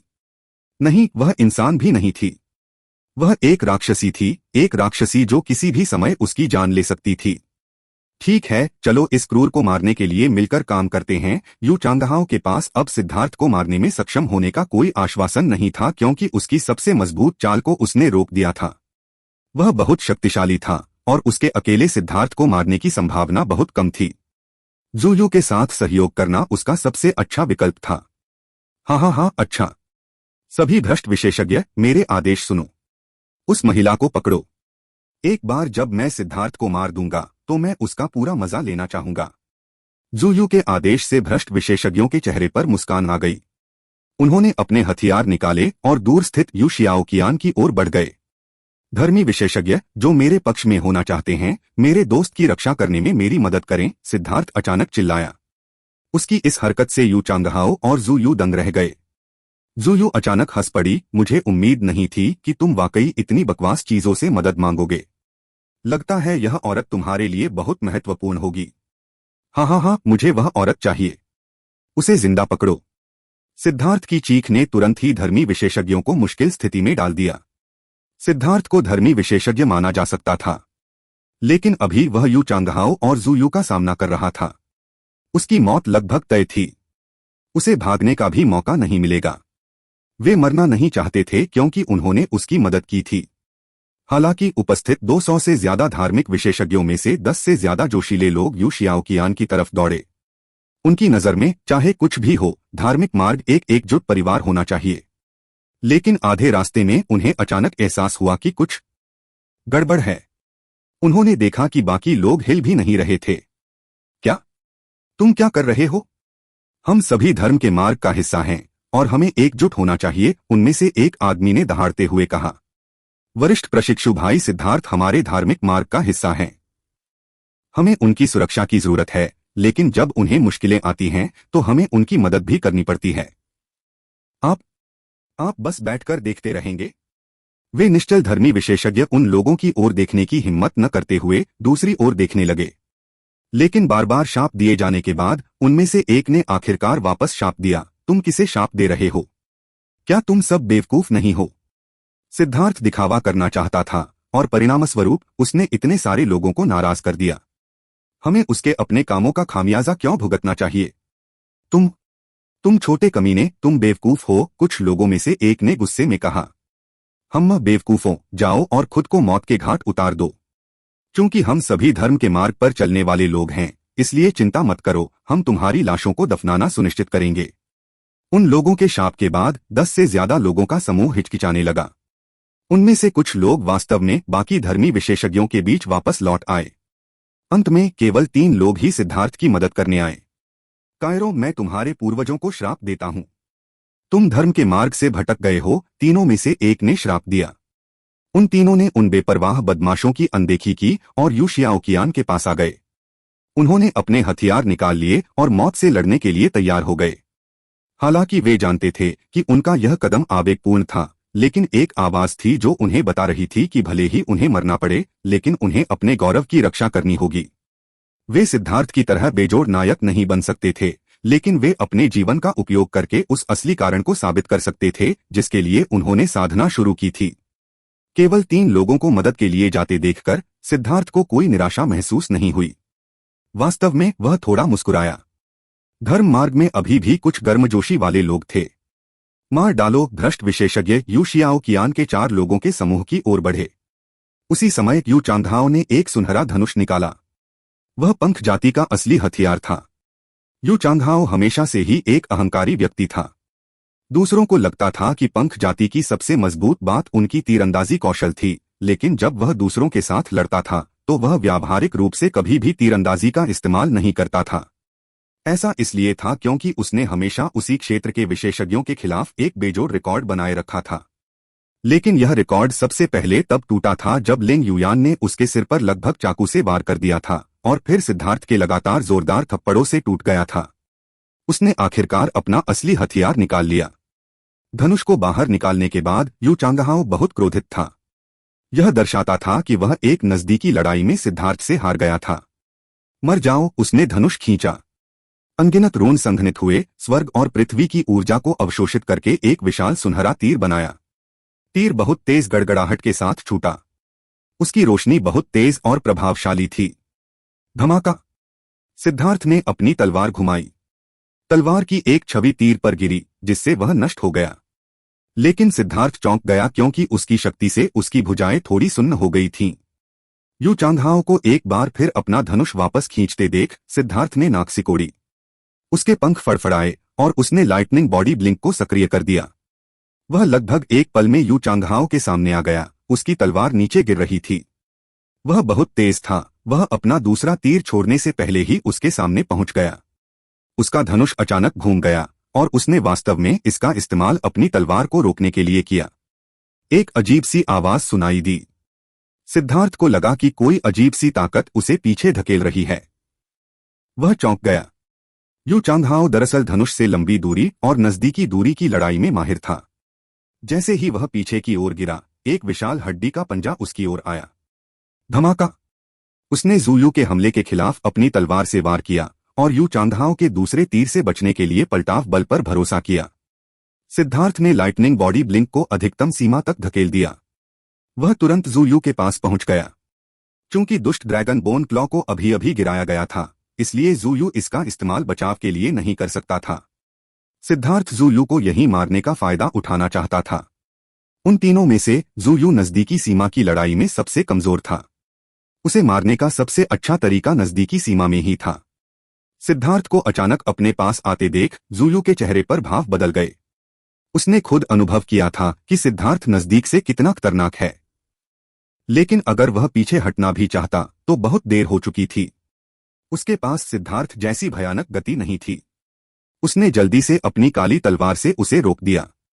नतीजतन वह एक खतरनाक स्थिति में फंस गया और मुश्किल से 2 हमलों को रोकने में कामयाब होने के बाद तीसरा हमला लगभग उसके कंधे पर जा लगा, जिससे वह पीला पड़ गया। अगर उस पर वार होता तो सिद्धार्थ की तलवार की शक्ति तुरंत उसके शरीर में फूट पड़ती। उसके पास यू चांगहाओ जैसा शक्तिशाली भौतिक शरीर नहीं था। भाई जू यू, घबराओ मत, मैं मदद करूंगा। सिद्धार्थ जू यू से बहुत नजदीक से लड़ रहा था, इसलिए यू चांगहाओ अपने लंबी दूरी के हमलों का इस्तेमाल नहीं कर सका, क्योंकि कहीं वह गलत व्यक्ति को न मार दे। उसने अपने धनुष को हथियार की तरह इस्तेमाल करते हुए आगे की ओर गोली चलाई, जो सिद्धार्थ के दिल पर लगी। सिद्धार्थ ने आधा कदम पीछे हट लिया। वह यू चांगहाओ के धनुष को सीधे तौर पर नहीं लेना चाहता था। वह धनुष अजीब था और एक व्यक्ति की शक्ति को वापस उछालने में सक्षम था। यू चांगहाओ की मदद से जू यू को आखिरकार राहत मिली। उसने एक बार फिर सिद्धार्थ पर हमला करने के लिए हड्डी का पंजा भेजा। उन तीनों ने हवा में एक भीषण लड़ाई लड़ी। नीचे के भ्रष्ट शिष्य पहले ही यू शियाओ कियान के 4 लोगों के समूह के सामने आ चुके थे। उन चारों ने अपनी जान देकर बचाव किया, लेकिन वे तीनों तो दूसरे दर्जे के साधारण दिव्य प्राणी थे। इतने सारे विशेषज्ञों के सामने वे केवल बुरी तरह पीछे हटने में ही सक्षम थे। सौभाग्य से यू शियाओ कियान उनकी मदद कर रही थी। यही एकमात्र कारण था कि वे अभी भी जीवित थे। इसके अलावा उन पर हमला करने वाले केवल रैंक 2 सेलेस्टियल थे। रैंक 3 सेलेस्टियल पीछे से सहायता प्रदान कर रहे थे। वे सभी जानते थे कि जू यू उसे जिंदा पकड़ना चाहती थी, इसलिए वे बहुत दूर जाकर उसे आत्महत्या करने के लिए मजबूर करने की हिम्मत नहीं कर पाए। इस तरह वे उसके लिए थोड़ी सी भी उम्मीद नहीं छोड़ेंगे और जब वह थक जाएगी तो वे उस पर हमला कर देंगे। वे चारों तेजी से पीछे हट रहे थे। अचानक उन्होंने पाया कि उनकी पीठ एक संरचना के सामने आ गई है और वे पीछे हटने में असमर्थ थे। कमीने, यह संरचना किसने बनाई है? क्या तुम हम सबको पकड़ने की कोशिश कर रहे हो? एक धर्मी विशेषज्ञ ने गुस्से में कहा। यू शियाओ कियान ने थोड़ा मुस्कुराते हुए कहा, आज आपने जो निर्णय लिया है उससे मुझे खुशी हुई है। आपने खुद को बचा लिया है। क्या? वे तीनों चौंक गए। इससे पहले कि वे समझ पाते कि क्या हो रहा है, जू जियाओ कियान ने अपना हाथ आगे बढ़ाया। एक नरम शक्ति उनके शरीर में संचारित हुई और उन्हें अचानक लगा कि जैसे अंतरिक्ष उनके चारों ओर घूम रहा है। उन्हें खून की खांसी हुई, लेकिन उसके बाद उन्हें अचानक एहसास हुआ कि वे उसी कमरे में थे, पहाड़ को देख रहे थे। पहाड़ एक बार फिर उनकी नजरों में एक छोटी पहाड़ी में सिमट गया था। यह संभाल लिया गया है। यू जियाओ कियान ने अचानक सिद्धार्थ की ओर हाथ हिलाया। अच्छा, तो आगे बढ़ो और उनका वध कर दो, सिद्धार्थ ने जवाब दिया। सिद्धार्थ के शब्द अभी गूंजे ही थे कि यू शियाओ कियान की तलवार से तलवार की रोशनी की हजारों किरणें निकलीं। तलवार क्यूई ने भ्रष्ट विशेषज्ञों को तबाह कर दिया। क्या? तीनों धर्मी विशेषज्ञ उस दृश्य को देखकर चौंक गए। यू शियाओ कियान वास्तव में इतनी भयानक थी। साधारण रैंक 2 के दिव्य लोग उसके सामने गेहूं की तरह कट गए। क्या उसके जैसे शक्तिशाली व्यक्ति को वास्तव में अपनी रक्षा के लिए उन तीनों की आवश्यकता थी? मैं समझ गया। वरिष्ठ प्रशिक्षु भाई सिद्धार्थ हमें बचा रहे थे। उनमें से एक ने अचानक अपने पैर पर थपकी दी। उन्हें अचानक एहसास हुआ कि सिद्धार्थ ने उनसे मदद क्यों मांगी थी। सच तो यह है कि सिद्धार्थ ने मदद करने वाले हर व्यक्ति को बचाने का इरादा किया था। क्योंकि वे उसके साथ खड़े थे, इसलिए उसने यू शियाओ कियान से उन्हें संरचना के बाहर सुरक्षित भेजने के लिए कहा था। सच में वह सभी को बचाना चाहता था। उसने सभी धर्मी विशेषज्ञों को एक मौका दिया, लेकिन अफसोस की बात है कि उन्होंने इसे भुनाया नहीं। एक व्यक्ति ने अपना सिर हिलाया।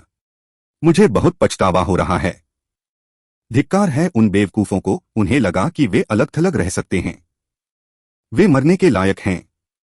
वरिष्ठ प्रशिक्षु भाई सिद्धार्थ हमें बचाना चाहते थे और उन्होंने उन्हें दिखावा करने के लिए कोसा। धिक्कार है उनकी माताओं को। एक और अधिक विस्फोटक साथी ने कोसा। अब जब यू शियाओ कियान हमला कर रहा था तो सभी चौंक गए। तीसरे दर्जे के सेलेस्टियल्स तुरंत आगे बढ़े। उन्हें एहसास हुआ कि उनके साथ धोखा हुआ है। ठंडा चांद स्लैश। हवा में एक सुंदर अर्धचंद्राकार चांद दिखाई दिया। यू शियाओ कियान की तलवार की हरकत के बाद वह 30 मीटर का चांद प्रकाश की एक सुंदर किरण में बदल गया, जो उनके बीच में आ गई। एक साधारण रैंक 3 सेलेस्टियल को खजाने की वस्तु से रोकने के बावजूद मार दिया गया। यह एक जादुई कला है, सावधान रहें, एक व्यक्ति ने चेतावनी दी। अफसोस की बात है कि बहुत देर हो चुकी थी। उस अर्धचंद्राकार चांद ने 1 दर्जन से ज्यादा विशेषज्ञों को तुरंत मार डाला, जिनमें से 2 तीसरे दर्जे के सेलेस्टियल थे। कमीने, क्या हो रहा है? जू यू ने गुस्से से कहा। उसने कभी नहीं सोचा था कि यू शियाओकियान इतनी डरावनी होगी। यू चांगहाओ चिल्लाया, प्राचीन जातियों, उस महिला को मारने में भ्रष्ट मार्ग की सहायता करो। सुविधाजनक रूप से आप उन मूर्खों का वध कर सकते हैं जो केवल मजा देख रहे हैं। यू चांगहाओ के शब्द सुनकर धर्मी विशेषज्ञ भय से हरे हो गए। दौड़ना। धर्मी विशेषज्ञों की पहली प्रतिक्रिया भागना था। उनकी थोड़ी सी शक्ति प्राचीन जाति के विशेषज्ञों के सामने कुछ भी नहीं थी। आह! फेदर रेस के विशेषज्ञों में से एक ने अचानक तीर चलाया, जिससे भागते हुए राइटियस विशेषज्ञ की तुरंत मौत हो गई। यहां तक कि उसकी स्थानिक अंगूठी भी उसके साथ टूट गई।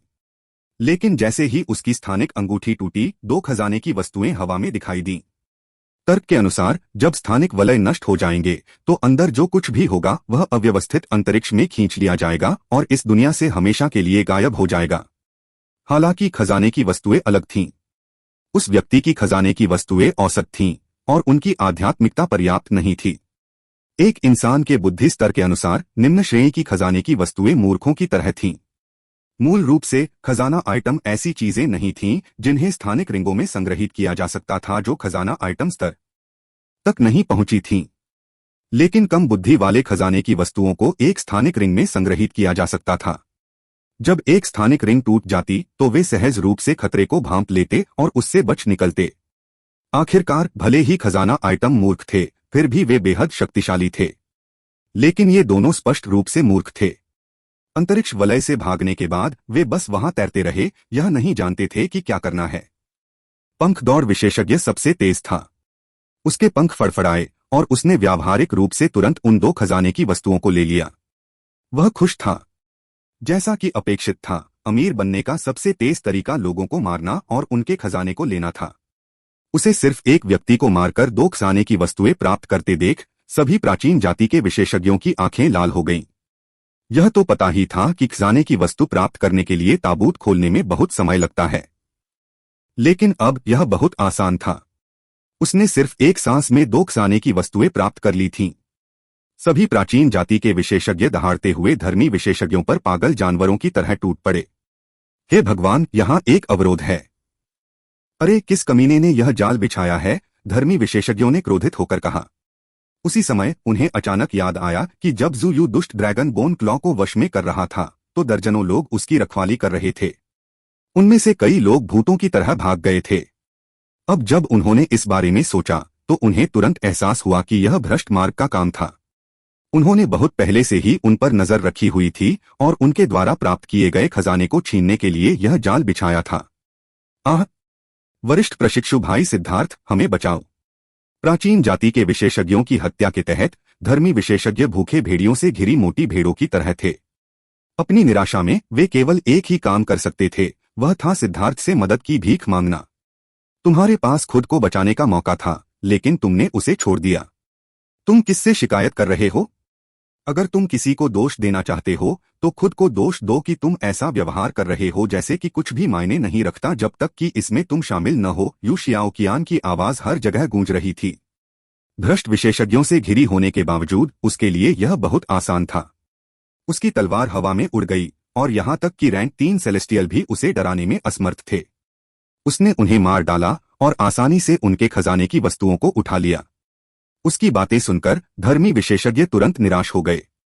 उनके पास केवल 2 रैंक 3 सेलेस्टियल थे और वे जन्मजात रैंक 3 सेलेस्टियल भी नहीं थे। 8 जन्मजात रैंक 3 दिव्य और 20 से अधिक साधारण लोगों के सामने वे एक जार में फंसे कछुओं की तरह थे। मृत्यु उनके लिए एकमात्र विकल्प था। कमीने, तुम थोड़ी सी दुश्मनी के कारण मदद कैसे नहीं कर सकते? एक धर्मी विशेषज्ञ के रूप में क्या तुम्हारा दिल इतना संकीर्ण है? जब हर कोई संकट में हो तो हमें एकजुट होना चाहिए, धर्मी मार्ग के तीसरे दर्जे के दिव्य लोगों में से एक ने चिल्लाया। उसने देखा कि सिद्धार्थ जू यू और यू चांगहाओ दोनों के खिलाफ समान रूप से लड़ रहा था।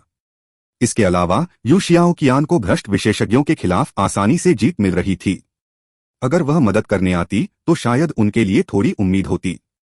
सिद्धार्थ ऐसे व्यक्ति को देखने की भी जहमत नहीं उठा सकता था।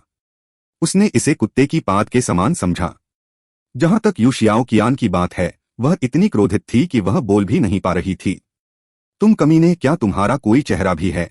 वे कुछ नहीं बोले, लेकिन यू शियाओ कियान द्वारा भेजे गए अधिक आसानी से क्रोधित होने वाले लोगों में से एक ने गाली दी। उसके सिर से धुआं निकलने वाला था। भाड़ में जाओ, जब वरिष्ठ प्रशिक्षु भाई सिद्धार्थ ने तुमसे मदद मांगी तो तुम ऐसे खड़े रहे जैसे तुम उसे जानते ही नहीं हो। अब वह 2 शीर्ष विशेषज्ञों के खिलाफ लड़ रहा है और तुम अभी भी उससे मदद चाहते हो। और तुम नैतिकता का खेल खेलना चाहते हो? अपनी मां को चोदो, क्या तुम्हारे दिमाग में गंदगी भरी हुई है? उस गुस्सैल आदमी को लगा कि वह फट जाएगा। वह सीधे बैरियर के पास गया और उसे तोड़ दिया, गालियां देता हुआ। बाकी 2 लोगों ने जल्दी से उसे पीछे खींचने की कोशिश की, लेकिन वे एक कदम बहुत देर से पहुंचे। जब उसने बैरियर को बुरी तरह से तोड़ दिया तो बैरियर ने जवाबी हमला किया, जिससे वह खून से लथपथ हो गया। लेकिन फिर भी उसने उन्हें गालियां दी। यह अवरोध अजीब था। अंदर के लोग बाहर क्या हो रहा है यह नहीं देख सकते थे, लेकिन इससे आवाज नहीं रुकी। उन्होंने साफ तौर पर उसकी गालियां सुनी और आवाज की आवाज 10 गुना बढ़ गई थी। धर्मी विशेषज्ञ अवाक रह गए। उन्होंने पहले यू शियाओ कियान की सहायता के लिए उन तीनों पर उपहास किया था और कहा था कि एक बार वे मर गए तो वे उनकी लाशों को दफनाना सुनिश्चित करेंगे। अब ऐसा लग रहा था कि वे लाश बन जाएंगे और उनके पास कोई लाश भी नहीं बचेगी। प्राचीन जाति के विशेषज्ञ क्रूर थे और वे ज्यादा समय तक टिक नहीं पाएंगे। उस औरत के पास भागो, एक धर्मी विशेषज्ञ अचानक चिल्लाया। इस विपत्ति के दौरान वे दबाव से राहत पाने के लिए यू शियाओ कियान की शक्ति उधार लेना चाहते थे। भले ही वे बच न सकें, लेकिन वे थोड़े लंबे समय तक जीवित रह सकते थे। शायद अगर कुछ अप्रत्याशित हुआ तो वे बच निकलने में सक्षम हो सकते हैं। घृणित, ये कमीने, बाहर खड़े 3 लोगों ने साफ साफ कहा। उसी समय उन्होंने देखा कि इस जगह पर और भी लोग पहुंच गए थे और पहाड़ी पर हो रही लड़ाई को हैरानी से देख रहे थे। आखिरकार यह जगह बहुत छिपी हुई नहीं थी। इसे ढूंढना आसान था। वहां पहले से ही दर्जनों लोग थे और कुछ ने पहले से ही फोटोग्राफिक जेड सक्रिय कर रखे थे। धर्मी विशेषज्ञों की बेशर्मी देखकर यू शियाओ कियान की आंखों में क्रोध भर गया। उसने ऐसे घृणित लोग कभी नहीं देखे थे। हालांकि धर्मी विशेषज्ञों का विचार अच्छा था, लेकिन उनकी शक्ति कम थी। दर्जनों रैंक 3 सेलेस्टियल्स के सामने वे यू शियाओ कियान के पास पहुंचने से पहले ही लगभग खत्म हो गए थे। प्राचीन जातियां भी लालची थीं। उनकी नजर में धर्मी विशेषज्ञ मोटी भेड़ों का झुंड थे। अगर वे यू शियाओ कियान से लड़ने वाले भ्रष्ट मार्ग तक पहुंचने में कामयाब हो गए तो सारे खजाने उनके हाथ लग जाएंगे। इसलिए वे धर्मी विशेषज्ञों से भी ज्यादा जोरी थे। एक धर्मी रैंक 3 सेलेस्टियल अभी यू शियाओ कियान के पास ही पहुंचा था कि एक भ्रष्ट विशेषज्ञ ने उस पर अपनी तलवार से वार किया। उसने उस तलवार को रोक दिया, लेकिन परिणामस्वरूप वह एक प्राचीन जाति विशेषज्ञ द्वारा मारा गया। प्राचीन जाति विशेषज्ञ बहुत तेज था। उसने तुरंत उस व्यक्ति की स्थानिक अंगूठी छीन ली। भ्रष्ट विशेषज्ञ ने गुस्से से घूरा, लेकिन प्राचीन जाति विशेषज्ञ ने हंसते हुए उसे अनदेखा कर दिया। अब कचरा साफ हो गया है। जल्दी करो और उस महिला को पकड़ो, यू चांगहाओ चिल्लाया। वह और ज़ुयू जल्दी से सिद्धार्थ को हराने में असमर्थ थे। वह बहुत शक्तिशाली था और उसकी शक्ति अनथीन लग रही थी। इतनी भीषण लड़ाई में एक के खिलाफ 2 होने पर भी उसने थोड़ी सी भी संभावना नहीं दिखाई। उसकी हर चाल भयंकर और शक्तिशाली थी, और अगर वे कोई संभावना प्रकट करते तो उन्हें सिद्धार्थ से अचानक हमला मिल सकता था। ज़ुयू ने पहले भी सिद्धार्थ से लड़ाई की थी, लेकिन अब सिद्धार्थ पहले से ज्यादा ताकतवर था, इतना ज्यादा ताकतवर कि उसे यकीन ही नहीं हो रहा था। लेकिन उसके अपने विचार थे। उसने पूरी ताकत से हमला नहीं किया। इसके बजाय वह खुद को इविल ड्रैगन बोन क्लॉ से परिचित कराने की कोशिश कर रहा था। सिद्धार्थ ने ज़ुयू के विचारों को आसानी से समझ लिया। जहां तक उस बेवकूफ यू चांगहाओ की बात है तो उसे धोखा दिया गया था। उसने सोचा कि ज़ुयू सिर्फ इसी स्तर का है और वह पूरी ताकत से लड़ रहा है। सिद्धार्थ के ज्यादातर हमलों को उसने रोक दिया। सिद्धार्थ ने उपहास किया और उसे उजागर नहीं किया। हालांकि यू चांगहाओ शक्तिशाली था, लेकिन उसके पास थोड़ी सी भी बुद्धि नहीं थी। वह सिर्फ एक घमंडी मूर्ख था और सिद्धार्थ ने धीरज के मामले में उससे लड़ना जारी रखा। जब सिद्धार्थ ने उन्हें संभाला तब यू शियाओ कियान पूरी तरह से सभी से घिरी हुई थी। ज़ियाओ कियान, आगे बढ़ो और उन सभी को मार डालो। सिद्धार्थ ने यू ज़ियाओ कियान को एक आध्यात्मिक संदेश भेजा। उसे प्राप्त करने के बाद यू शियाओ कियान के शरीर के चारों ओर घूमने वाले रून अचानक बदल गए। दिव्य प्रकाश प्रसारित हुआ और उसके रून उसके पीछे एक विशाल फूल का आकार ले लिया। यू शियाओ कियान पर हमला करने वाले विशेषज्ञ चौंक गए। उन्होंने शुरू में सोचा था कि यू शियाओ कियान किसी तरह की अभिव्यक्ति को बुला रही है, लेकिन उन्होंने अचानक पाया कि यह फूल जीवित लग रहा था। फूल यू शियाओ कियान के माथे पर जम गया।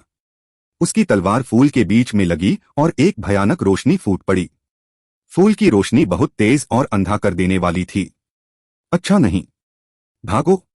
इन विशेषज्ञों को अंततः एहसास हुआ कि कुछ गड़बड़ है और वे जल्दी से पीछे हट गए। उन्हें उस फूल से एक भयानक दबाव महसूस हुआ। कमल का फूल कीचड़ में रहता है, गुड़हल पानी को चीरता हुआ आगे बढ़ता है।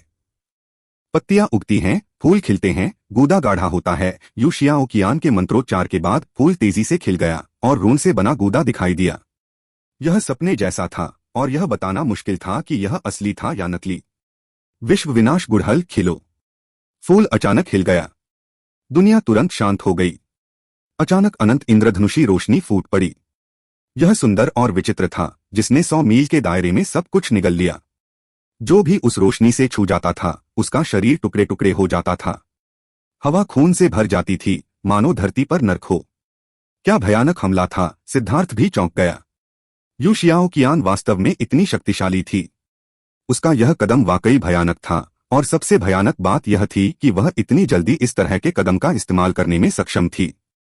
कुछ रैंक 3 सेलेस्टियल्स को छोड़कर जो अभी भी संघर्ष कर रहे थे, एक भी रैंक 2 सेलेस्टियल जीवित नहीं बचा। इसके अलावा रैंक 3 के सेलेस्टियल्स केवल इसलिए बच निकलने में सफल रहे क्योंकि उनके शरीर की रक्षा के लिए खजाने की वस्तुएं थीं और खतरे को भांपते ही वे काफी तेजी से पीछे हट गए थे। वे उसके हमले के मुख्य क्षेत्र में नहीं थे। हालांकि जन्मजात रैंक 3 सेलेस्टियल के अलावा बाकी सभी अब एक दयनीय स्थिति में थे। उनके शरीर बुरी तरह से क्षतिग्रस्त हो गए थे और वे यह देखकर भयभीत थे कि उनकी स्वर्गीय दाव ऊर्जा इन चोटों को ठीक करने में असमर्थ थी। अंडरवर्ल्ड आत्मा रक्त अभिशाप। अचानक जू यू चिल्लाया। उसकी तीसरी आंख खुल गई और एक रक्तरंग का रून सिद्धार्थ की ओर बढ़ा।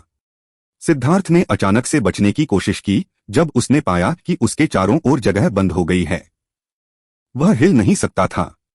बेवकूफ, एक बार जब तुम मेरे स्पेस लॉकिंग धनुष के बल क्षेत्र में प्रवेश कर गए तो तुम बच नहीं पाओगे। यू चांगहाओ का सुनहरा धनुष अचानक 300 मीटर लंबा हो गया था। इसके अनगिनत रंस चमक उठे जो सिद्धार्थ पर चमक रहे थे। यह वास्तव में एक स्थानिक लॉकिंग शक्ति थी। सिद्धार्थ केवल देख सकता था कि वह शापित रन उसकी ओर कैसे बढ़ रहा था।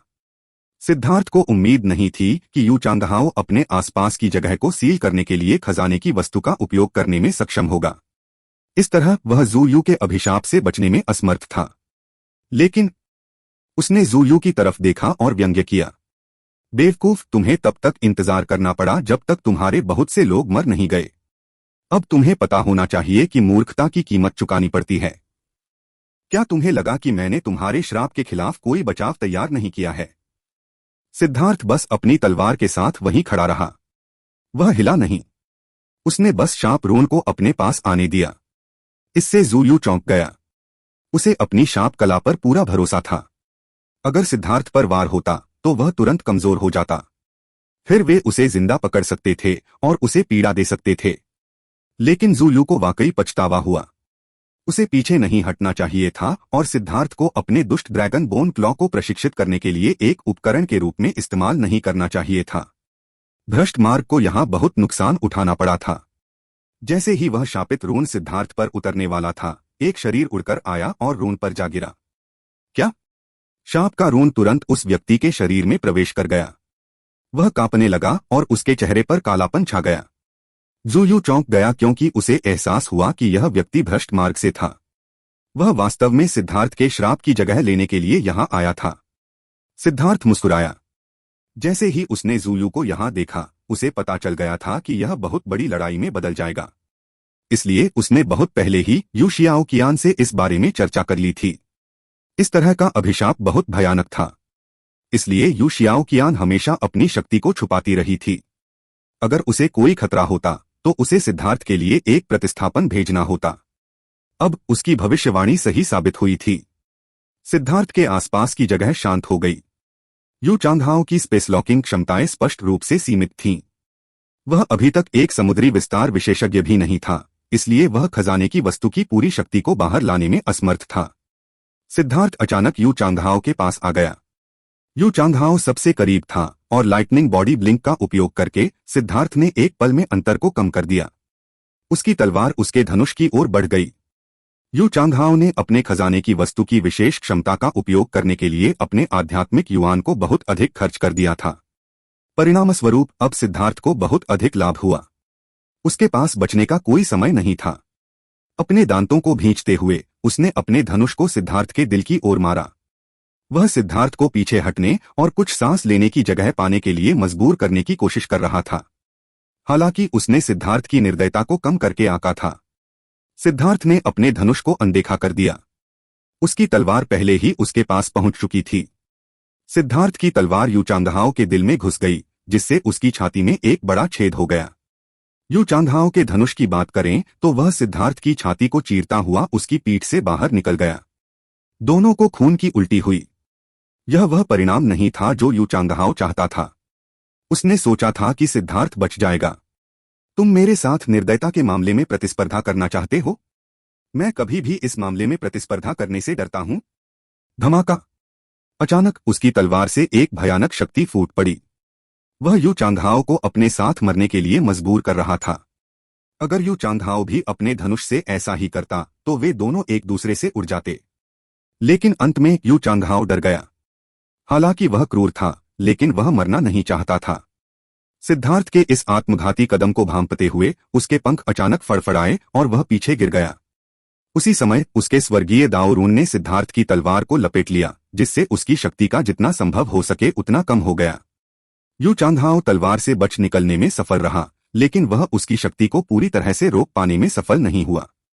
उसने बेतहाशा खून की उल्टी की और उसके शरीर पर दरारें पड़ गईं। वह लगभग फट गया था। यू चांगहाओ भयभीत था। अब उसे सिद्धार्थ के व्यावहारिक रूप से आत्मघाती तरीके से लड़ने का डर था। वह हमेशा एक महान स्वर्गीय प्रतिभाशाली व्यक्ति रहा था और हमेशा खुद को सर्वोच्च अस्तित्व मानता था। वह निश्चित रूप से अपने जीवन का उपयोग किसी और को अपने साथ नीचे लाने के लिए नहीं करेगा। उसे लगा कि उसका जीवन सबसे कीमती है, इसलिए उसके मन में कभी भी सिद्धार्थ जैसा विचार नहीं आया था। अभी अभी वह नरक के द्वार से गुजरा था। वह आखिरकार डर गया, लेकिन सिद्धार्थ ने उसे अपना डर महसूस करने का कोई मौका नहीं दिया। वह एक बार फिर उसकी ओर बढ़ा। क्या यू चांगहाओ और जू यू भयभीत थे? उन्होंने देखा कि सिद्धार्थ की गंभीर चोटें पलक झपकते ही ठीक हो गई थीं। जहां तक यू चांगहाओ का सवाल है, उसका शरीर दरारों से भरा हुआ था। अगर उस पर सिद्धार्थ का एक और हमला होता तो वह तुरंत फट जाता। पब फ्यूचर द्वारा विज्ञापन। स्वाभाविक रूप से जू यू ऐसा नहीं होने देगा। एक विशाल हड्डी के पंजे ने यू चांगहाओ को पकड़ लिया, जिससे उसकी रक्षा हुई। सिद्धार्थ के हमले से केवल पंजा उड़ गया। इससे यू चांगहाओ को चोट नहीं लगी। भाई यू, जल्दी से ठीक हो जाओ, जू यू चिल्लाया। उसके पीछे एक रक्तरंग की आकृति दिखाई दी। उसने अपने रक्त शैतान कब्जे को बुलाया था। जब उसने सिद्धार्थ पर हमला किया तो उसकी काली तलवार ने एक मूसलाधार तलवार क्यूई जारी की। उसे अंततः एहसास हुआ कि वह एक खतरनाक स्थिति में था। सिद्धार्थ बहुत शक्तिशाली था और अगर यू चांगहाओ मारा गया तो वह अकेले सिद्धार्थ को नहीं संभाल पाएगा। शैतान की आंख दुनिया को नष्ट कर देती है। जू यू की तीसरी आंख से एक काली रोशनी निकली। सिद्धार्थ ने पहले भी यह हमला देखा था। वह जानता था कि जू यू की तीसरी आंख में ही उसकी दिव्य क्षमताएं छिपी हैं। इसकी शक्तियां विचित्र थीं। वह जल्दी से एक तरफ खिसक गया। काली रोशनी विशाल पहाड़ पर उतरी। पहाड़ में एक छेद दिखाई दिया जो बहुत चिकना था। जू यू की तीसरी आंख से और भी काली किरणें निकली। सिद्धार्थ ने जल्दी से चकमा दिया। यह हमला बिना किसी कारण के सीधे सामना करने के लिए बहुत शक्तिशाली था। प्रत्येक काली प्रकाश किरण पहाड़ को भेदती थी और वह टूटने लगता था। जू यू ने अपनी शैतानी आंख का इस्तेमाल करके ऐसे शक्तिशाली हमले करने में संकोच नहीं किया। सिद्धार्थ उसके करीब नहीं आ पाया। इस समय यू चांगहाओ अपनी चोटों को ठीक करने के लिए स्वर्गीय दाओ रिकवरी का उपयोग कर रहा था। उसकी चोटें बहुत गंभीर थीं क्योंकि उसके आंतरिक अंग नष्ट हो गए थे। उसे उन्हें फिर से बनाने की जरूरत थी और इसमें उसकी बहुत सारी मूल ऊर्जा और समय खर्च हो जाता। वह कुछ समय तक लड़ नहीं सकता था। सिद्धार्थ भूत की तरह था। जू यू के हमलों से बचने के लिए लाइटनिंग बॉडी ब्लिंक का इस्तेमाल कर रहा था। हालांकि जू यू के हमले शक्तिशाली थे, लेकिन उनके उस पर हमला करने का कोई खतरा नहीं था। नीचे यू शियाओकियान अब केवल 30 से अधिक रैंक 3 सेलेस्टियल्स का सामना कर रही थी, सैकड़ों सेलेस्टियल्स से कम जो पहले उसे घेरे हुए थे। रैंक 3 के अधिकांश सेलेस्टियल अब बुरी तरह घायल हो चुके थे। यह देखा जा सकता था कि यू शियाओकियान का हमला कितना भयानक था। अब उसकी सांस फूल रही थी, क्योंकि उस हमले की कीमत भी उसे चुकानी पड़ी थी। ये विशेषज्ञ उग्रता से दहाड़ते हुए यू शियाओकियान पर टूट पड़े। वे अभी बहुत लापरवाह थे, जिससे उसे इतना शक्तिशाली हमला करने का मौका मिल गया। अब वे यू शियाओकियान को कोई और जादुई कला दिखाने का मौका नहीं देंगे। सावधान! पीएफएफटी! एक सिर हवा में उड़ गया। हमले के मोर्चे पर एक भ्रष्ट विशेषज्ञ यू शियाओकियान की तलवार के एक वार से मारा गया था। अब जब वे नजदीकी लड़ाई में थे तो उन्हें अचानक पता चला कि यू शियाओकियान का शरीर और तलवार अछूती थी। वह उनके बीच से एक प्रेत की तरह फिसलकर निकल गई। उन्होंने ऐसी हरकतें कभी नहीं देखी थीं। उसकी तलवार अप्रत्याशित रूप से प्रकट हुई और गायब हो गई, और बस कुछ ही सांसों में उनमें से 4 मारे गए। पूरी ताकत से आगे बढ़ो, एक प्राचीन जाति विशेषज्ञ ने दहाड़ते हुए कहा। उसे जिंदा पकड़ना तो दूर, उन्हें यह भी नहीं पता था कि वे यू शियाओकियान को इस तरह मार सकते हैं या नहीं। उसे जिंदा पकड़ने का ज़ू यू का आदेश वास्तव में एक असंभव अनुरोध था। उन सभी ने खुद को रोकना बंद कर दिया। उनमें से कुछ ने अपनी मूल दिव्य क्षमताओं को भी सक्रिय कर लिया, जबकि अन्य ने अपनी शक्ति को चरम पर पहुंचाने के लिए खुद को नुकसान पहुंचाने वाली तकनीकों का इस्तेमाल किया। इससे तुरंत ही यू शियाओकियान की स्थिति खतरनाक हो गई। सिद्धार्थ ने यह सब साफ देखा। उसने अचानक गहरी सांस ली। ज़ू यू के हमलों से बचते हुए उसने हाथ की मुहरें बनाई। उसकी आध्यात्मिक शक्ति फूट पड़ी। अनगिनत सुनहरे शल्क समुद्र की तरह जमीन से बाहर निकल आए। यह इतना अचानक हुआ कि यू शियाओकियान पर हमला करने वाले विशेषज्ञों को यह एहसास भी नहीं हुआ कि क्या हो रहा है, इससे पहले कि उन तीखे शल्कों ने उनके शरीर को छेद दिया। खून की बौछारें होने लगीं। जब सिद्धार्थ खजाने की खोज कर रहा था तो उसने चुपके से hidden ground gold spider king के तराजू को जमीन में दबा दिया था। यह सब तैयारी के तौर पर किया गया था। मूल रूप से वह ज़ू यू को मारने के लिए उनका उपयोग करने की योजना बना रहा था। लेकिन ज़ू यू अभी हवा में था और यह हमला उस पर हमला करने से पहले ही देखा जा सकता था। यू शियाओकियान को खतरे में देखकर सिद्धार्थ ने उन पर हमला करने वालों के खिलाफ उनका इस्तेमाल करने का फैसला किया। आखिरकार उसके खिलाफ 20 से अधिक जन्मजात रैंक 3 सेलेस्टियल थे और वह एक सच्ची सेलेस्टियल नहीं थी। स्वर्गीय दाव ऊर्जा पर उसका नियंत्रण निश्चित रूप से उसकी मूल ऊर्जा पर नियंत्रण से कमजोर था। सुनहरे तराजू अपने साथ खून की बारिश लेकर आए। विशेषज्ञों के अनुसार उनके शरीर में एक तराजू का घुसना घातक नहीं था, लेकिन वे बहुत ज्यादा थे और ज्यादातर विशेषज्ञ छलनी में बदल गए। उन्होंने जल्दी से तराजू को रोकने पर ध्यान केंद्रित किया। यू शियाओकियान ने उस मौके का फायदा उठाया। उसके माथे से रोशनी चमक उठी। वह जल्दी से कुछ जपने लगी और उसने अपनी तलवार जमीन में घोंप दी। पृथ्वी विस्फोट मार लहर। एक लहर जमीन पर फैल गई जो पल भर में तराजू को रोकने वाले विशेषज्ञों तक पहुंच गई। जहां भी लहरें उठीं, मांस फट गया। वे सभी विशेषज्ञ गायब हो गए। यहां तक कि सिद्धार्थ के तराजू भी कुचल दिए गए। यह देखा जा सकता था कि यह हमला कितना भयानक था। यू शियाओकियान अपनी तलवार पर झुकी हुई थी, उसका चेहरा थोड़ा पीला था। उसने अभी अभी अपनी सारी स्वर्गीय दाव ऊर्जा खर्च कर दी थी। वास्तव में उसने चुपके से अपनी मूल ऊर्जा का इस्तेमाल भी किया था, लेकिन उसने इसे अपनी स्वर्गीय दाव ऊर्जा के भीतर छिपा लिया था। कमीने, तुमने प्राचीन जातियों के सदस्यों का वध करके अपने ऊपर विपत्ति ला दी है। बस हमारे प्रतिशोध की प्रतीक्षा करो। तुम्हारे संप्रदाय, तुम्हारे परिवार, उनमें से किसी की भी अच्छी मौत नहीं होगी। यू चांगहाओ अभी अभी ठीक होकर हड्डी के पंजे की सुरक्षा से बाहर निकला ही था कि उसने देखा कि यू शियाओकियान के हमले ने सभी को मार डाला है। सिर्फ ज़ू यू और यू चांगहाओ ही नहीं थे जो दंग रह गए थे। यहां तक कि सिद्धार्थ भी दंग रह गया था। उसने यू शियाओकियान से ऐसी भयानक चाल की उम्मीद नहीं की थी। आखिर वह इतने कम समय में इतनी शक्तिशाली जादुई कला कैसे दिखा सकती है? ऐसा लग रहा था कि यू शियाओकियान की ताकत सिद्धार्थ की उम्मीदों से कहीं ज्यादा है। वास्तव में शायद वह लेंग युयान से भी लड़ पाएगी। हालांकि इस हमले के बाद यू शियाओकियान की आभा स्पष्ट रूप से कम हो गई थी। उसने अपनी सारी स्वर्गीय दाव ऊर्जा समाप्त कर दी थी और अगर उसे फिर से लड़ना पड़ा तो उसे शायद अपनी मूल ऊर्जा का उपयोग करना होगा। एक बार जब वह अपनी मूल ऊर्जा का इस्तेमाल करेगी तो उसकी स्थिति का पता चल जाएगा।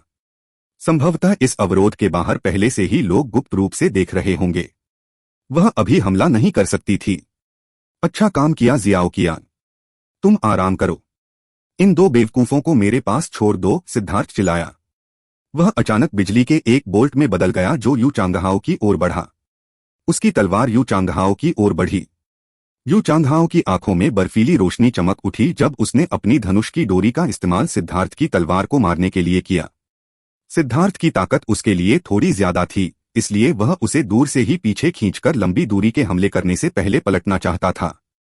लेकिन जैसे ही उसकी धनुष की डोरी सिद्धार्थ की तलवार से टकराने वाली थी, सिद्धार्थ का दूसरा हाथ खुल गया और बिजली का एक गोला यू चांगहाओ की ओर गिरा। हवा में गर्जना गूंजने लगी, जैसे उस गेंद के भीतर एक बिजली का ड्रैगन प्रकट हुआ हो। उसने अपने नुकीले दांत दिखाए और यू चांगहाओ पर अपने पंजे लहराए। यू चांगहाओ भयभीत था। इस अचानक भयानक कदम के खिलाफ कुछ भी करने के लिए उसके पास बहुत देर हो चुकी थी। उसने जल्दी से सुनहरे कवच की सुरक्षा को सक्रिय कर दिया। धमाका! लेई लोंग का पंजा यू चांगहाओ पर पड़ा और उसे तुरंत ऐसा लगा कि उसके सारे बाल खड़े हो गए हैं। उसने बेतहाशा खून की उल्टी की। और उसके लिए सबसे बुरी बात यह थी कि सिद्धार्थ की तलवार उसके सिर पर टकरा रही थी।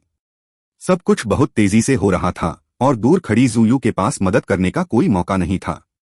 पंख ब्लेड उड़ान वध यू चांगहाओ ने उग्रता से दहाड़ लगाई और उसके पंख चमक उठे। वे उसके पंखों से निकलकर सुनहरी किरणों में बदल गए जो सिद्धार्थ की ओर बढ़ गईं। इतनी नजदीकी से सिद्धार्थ सिर्फ अपने सिर की रक्षा के लिए अपनी तलवार का इस्तेमाल कर सकता था। उसके शरीर के बाकी हिस्से को अनगिनत किरणों ने तुरंत छेद दिया, जो व्यावहारिक रूप से छलनी में बदल गया। ये पंख यू चांगहाओ की सबसे मजबूत सुरक्षा और सबसे मजबूत आक्रमण थे। लेकिन जब ये पंख उसके शरीर से निकल जाते तो वे केवल एक बार ही इस्तेमाल किए जा सकते थे। यदि सिद्धार्थ की जीवन शक्ति इतनी मजबूत नहीं होती तो उसकी दिव्य अंगूठी और 4 सितारा युद्ध कवच के साथ भी उसका भौतिक शरीर शायद फट गया होता। सिद्धार्थ यू जियाओ कियान चिल्लाया। यह पक्षी मानव शक्तिशाली है, लेकिन क्या एक पक्षी को तब भी पक्षी कहा जा सकता है जब वह अपने सभी पंख खो देता है? मर जाओ। सबको यह देखकर आश्चर्य हुआ कि सिद्धार्थ का बुरी तरह घायल शरीर तुरंत ठीक हो गया। अगर उसके कपड़े टूटे न होते तो उन्हें शायद यह भी संदेह हो सकता था कि उनकी आंखें भी टूट गई हैं। सिद्धार्थ की तलवार यू चांगहाओ की ओर बढ़ी। दूसरी ओर ज़ुयू के हड्डी के पंजे को लेई लॉन्ग ने रोक दिया। लेई लॉन्ग की पूंछ ने पंजे को कसकर जकड़ लिया। गड़गड़ाहट की आवाज आई और हड्डी का पंजा पीछे धकेल दिया गया। यू चांगहाओ सिद्धार्थ के हमले को रोकने में कामयाब नहीं हुआ और तलवार क्यूई सीधे उसके शरीर पर आ गिरी।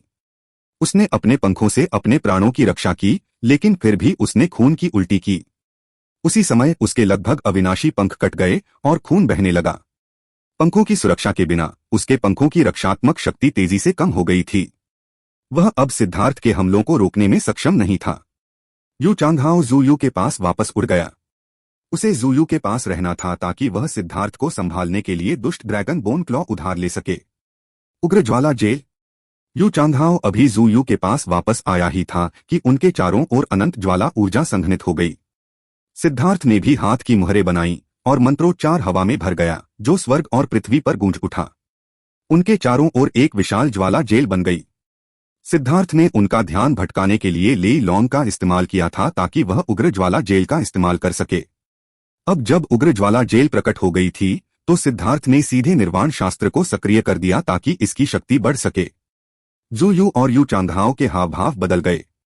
उन्हें उम्मीद नहीं थी कि सिद्धार्थ भी जादुई कला का इस्तेमाल करेगा और उनके पास इसके खिलाफ कोई बचाव भी नहीं था, इसलिए वे इसके झांसे में आ गए। उन्होंने ज्वाला जेल पर हमला किया, लेकिन वे यह देखकर भयभीत हो गए कि ज्वाला की जंजीरों ने कई परतें बना ली थीं और वे अटूट थीं। उन्हें क्रूर बल से तोड़ना संभव नहीं था। आखिरकार हर किसी के पास शून्य भेदी आंखें नहीं थीं, न ही यू शियाओ कियान जितने विद्वान लोग थे। वे उग्र ज्वाला जेल के नोड्स के माध्यम से देखने में सक्षम नहीं थे। यदि उनके हमले उन नोड्स पर नहीं पड़ते तो उनके हमले पूरे उग्र ज्वाला जेल द्वारा कुंद हो जाते। जैसे जैसे निर्वाण ग्रंथ प्रसारित होता गया, हवा में मंत्रोच्चार तेज होता गया। यह देवताओं के मंत्रोच्चार जैसा था, पवित्र और पवित्र। सिद्धार्थ की आंखों में सितारे चमक उठे और उसकी दिव्य अंगूठी घूम गई। लेई लॉन्ग के सिर के ऊपर खड़े होकर वह बाहर दर्शकों के सामने एक देवता की तरह दिखाई दिया। ज़ुयू को पूर्वी बंजर भूमि में भ्रष्ट पथ का शीर्ष विशेषज्ञ माना जाता था, जबकि यू चांगहाओ प्राचीन जातियों की जूनियर पीढ़ी का नेता था। वे दोनों ही शीर्ष विशेषज्ञ थे, लेकिन सिद्धार्थ के खिलाफ एक साथ काम करने के बावजूद वे अभी भी नुकसान में थे। सिद्धार्थ व्यावहारिक रूप से स्वर्ग को चुनौती देने वाला था। जू यू और यू चांगहाओ यह देखकर भयभीत हो गए कि चाहे वे कितना भी संघर्ष करें, ज्वाला जेल सिकुड़ती और मजबूत होती जा रही है। दुष्ट ड्रैगन बोन क्लॉ अभी भी बाहर था और अब वह ज्वाला जेल पर हमला करने में असमर्थ था। ऐसा नहीं था कि वे इसके साथ खुद पर हमला कर सकते थे। हम अब और नहीं रुक सकते, जू यू ने कहा। यू चांगहाओ ने सिर हिलाया। रक्त शैतान स्वर्ग को निगल जाता है। जू यू के पीछे एक रक्त शैतान की छवि दिखाई दी। उसने अपना मुंह खोला और दुनिया अंधकारमय हो गई। फिर वह रक्त शैतान फट गया और रक्त के रंग के रूणों में बदल गया जो जू यू के शरीर में प्रवेश कर गए। उसकी तीसरी आंख खुल गई और एक दुष्ट आभा तुरंत फूट पड़ी। ऐसा लगा जैसे नरक के द्वार खुल गए हों। ज्वाला की जेल के बावजूद अब हवा में ठंडक थी। उसकी तीसरी आंख से एक प्रकाश की किरण ज्वाला जेल पर पड़ी। उस अजीब रोशनी से एक अविश्वसनीय रूप से मजबूत ज्वाला जंजीर टूट गई। एक जंजीर के टूटने के बाद पूरी जेल ढह गई। उन दोनों को तुरंत अपनी आजादी वापस मिल गई। भले ही यह एक मर्ज की गई लौ हो, फिर भी यह कचरा है। अगर यह पृथ्वी की लौ की शक्ति होती तो वे भागने के बारे में सोच भी नहीं पाते। सिद्धार्थ ने आहें भरने से खुद को नहीं रोका। पृथ्वी की लौ अभी भी नींद में थी। उसने अपनी मर्ज की गई लौ का इस्तेमाल किया था जो विभिन्न जानवरों की लपटों से बनी थी, लेकिन इसकी कठोरता में कमी थी और जब लौ जेल नष्ट हो गई तो उसे भी एक प्रतिक्रिया मिली। वह लगभग खून की खांसी करने लगा। मैं इस तरह से जारी नहीं रख सकता। मैं लंबे समय तक 4 स्टार बैटल आर्मर को बनाए रखने में सक्षम नहीं हो पाऊंगा। सिद्धार्थ ने अचानक महसूस किया कि इतने लंबे समय तक लड़ने के बाद उसका आध्यात्मिक युवान पहले से ही कम होने लगा था। सिद्धार्थ, अब तुम्हारे मरने का समय आ गया है। जू यू के रोंगटे खड़े हो गए थे और उसकी तीसरी आंख से काला खून बह रहा था। उसने स्पष्ट रूप से इस युद्ध शक्ति को प्राप्त करने के लिए एक दर्दनाक कीमत चुकाई थी। अचानक उसकी तीसरी आंख से एक तेज रोशनी निकली। यह दुष्ट ड्रैगन की हड्डी के पंजे पर पड़ी और काली क्यूई जमीन से ऊपर उठने लगी। सावधान सिद्धार्थ, वह मृतकों की नाराज आत्मा ऊर्जा को अवशोषित कर रहा है। वह दुष्ट ड्रैगन बोन क्लॉ की आइटम स्पिरिट का उपयोग करने जा रहा है। यू शियाओ कियान ने चेतावनी दी। उसने ऊपर उड़ने और सहायता करने के लिए पंखों को बुलाया। जियाओ कियान, मत करो, मैं इसे संभाल सकता हूं। सिद्धार्थ ने उसे रोका। अगर वह अपनी पूरी ताकत लगा दे तो शायद वह इस हमले को रोक सकती है, लेकिन यह इसके लायक नहीं था। वे यहां उसकी पहचान उजागर नहीं कर सकते थे। सिद्धार्थ ने पहले ही इस बारे में सोच लिया था। अगर वह वाकई इसे संभाल नहीं सकता था तो वह ईस्टर्न वेस्टलैंड बेल का इस्तेमाल करेगा। इसने पहले ही एक बार उसकी मदद करने का वादा किया था। चाहे परिस्थिति कितनी भी कठिन क्यों न हो, यह उसे संभालने में मदद कर सकती है। मूल रूप से वह कुछ बड़े काम करने के लिए उस अवसर को छोड़ने की योजना बना रहा था, लेकिन यहां 2 शीर्ष विशेषज्ञों को मारना भी कोई छोटी बात नहीं थी। वह ज्यादा कुछ नहीं खो रहा था। जू यू की तीसरी आंख की बदौलत दुष्ट ड्रैगन बोन क्लॉ ने अब गिरे हुए विशेषज्ञों की नाराजगी को सोख लिया था। यह चमकने लगा और ऐसा लगा जैसे कुछ जाग रहा था। इसके आसपास का स्थान लगातार कांप रहा था। हवा में गड़गड़ाहट भर गई। यह गड़गड़ाहट यू चांगहाओ से आ रही थी। उसका धनुष अब 300 मीटर तक बढ़ गया था और वह उसके पीछे सीधा तैर रहा था। वह हाथ की मुहरें बना रहा था और उसके पंखों पर रून चमक रहे थे। वे रून दिन प्रतिदिन चमकीले होते जा रहे थे और अंततः वे प्रज्वलित सूर्य के समान हो गए, इतने चमकीले कि उन्हें सीधे देखना भी कठिन था। यू चांगहाओ अपने खजाने की वस्तु की आत्मा को बुलाने के लिए अपने सार रक्त का उपयोग कर रहा था। मूल रूप से खजाने की वस्तुएं केवल तभी सक्रिय हो सकती थीं जब कोई साधक कम से कम समुद्री विस्तार तक पहुंच गया हो, लेकिन यह एक विरासत में मिला हथियार था जिसे उसकी जाति ने पोषित किया था। जब तक उसे उसके सार रक्त का आह्वान प्राप्त होता, वह अपनी शक्ति का एक हिस्सा इस्तेमाल करने को तैयार होता। हालांकि वह हिस्सा बहुत कम था। एक जियांटियन विशेषज्ञ के लिए वह एक घातक शक्ति थी। जियांटियन विशेषज्ञों को खजाने की वस्तु का उपयोग करने में सक्षम होने के लिए उन्हें पहले खजाने की वस्तु की स्वीकृति प्राप्त करनी होगी। यू चांगहाओ का हथियार ऐसा ही था। जहां तक सिद्धार्थ के उड़ते इंद्रधनुष की बात है, इसने भी एक बार अपनी शक्ति सक्रिय की थी, लेकिन वह सिद्धार्थ की वजह से नहीं था। इसे उकसाया गया था और इसने स्वाभाविक रूप से उस शक्ति को जारी किया था। सिद्धार्थ ने इसकी स्वीकृति नहीं ली थी, इसलिए वह इसकी शक्ति का उपयोग करने में असमर्थ था। यू चांगहाओ से आने वाली रोशनी एक शिखर पर पहुंच गई और फिर मंद पड़ने लगी। लेकिन जैसे जैसे यू चांगहाओ का शरीर मंद पड़ने लगा, उसके पीछे का धनुष और भी चमकने लगा। उसी समय ऐसा लगा जैसे कोई अदृश्य हाथ धनुष की डोरी खींच रहा हो। अनगिनत रून एक साथ मिलकर एक विशाल बाण का रूप ले रहे थे। उसके आसपास का स्थान लगातार कांप रहा था क्योंकि दुनिया की ऊर्जा उसमें समाहित हो रही थी। उसका आभामंडल भयावह रूप से भयावह था। यह एक चरम हमला था जिसमें यू चांगहाओ की सारी शक्ति समाहित थी। यू चांगहाओ के पंखों की सारी रोशनी चली गई थी और वे काले हो गए थे। वास्तव में वे जली हुई धरती की तरह लग रहे थे और उन पर सड़न के निशान दिखाई दे रहे थे। उसने इस हमले के लिए अविश्वसनीय कीमत चुकाई थी। यू चांगहाओ का चेहरा एक लाश की तरह बेजान हो गया था। मरना। यू चांगहाओ और जू यू ने एक साथ दहाड़ लगाई। दुष्ट ड्रैगन बोन क्लॉ ने मुट्ठी बांध ली और सिद्धार्थ की ओर टूट पड़ा। उसी समय एक बड़ा तीर उसकी ओर चला। दोनों हमलों से स्वर्ग और पृथ्वी कांप उठे। सिद्धार्थ ने आह भरी। वह थोड़ा अनिच्छुक था, लेकिन उसने मच्छरों को मारने के लिए एक दिव्य वस्तु का उपयोग करने का फैसला किया था। वह उन्हें मारने के लिए पूर्वी बंजर भूमि की घंटी का उपयोग करेगा। जैसे ही वह पूर्वी बंजर भूमि की घंटी से मदद मांगने वाला था, आदिम अराजकता के भीतर से एक भयंकर उतार चढ़ाव आया। सिद्धार्थ की अभिव्यक्ति अचानक आनंदित हो गई। बादलों में रक्त के रंग की रोशनी फैल गई। सिद्धार्थ के हाथों में कृपाण दिखाई दी। कृपाण के चारों ओर रक्त की तरह रून घूमने लगे और एक शक्तिशाली दबाव के कारण स्वर्ग और पृथ्वी का रंग बदल गया। ब्लड ड्रिंकर, तुम आखिरकार ठीक हो गए हो। हम आखिरकार फिर से एक साथ लड़ सकते हैं। इस महत्वपूर्ण क्षण में ब्लड ड्रिंकर अपने एकांत से बाहर आ गया था। वर्तमान ब्लड ड्रिंकर पुराने ब्लड ड्रिंकर जैसा नहीं था। उसमें से एक भयंकर तीक्ष्णता निकल रही थी। सिद्धार्थ ने ब्लड ड्रिंकर को आसमान में उठा लिया। एक प्रकाश स्तंभ ऊपर उठा जिसने आकाश को हिला दिया। उस प्रकाश स्तंभ के भीतर एक विशाल कृपांशवी थी।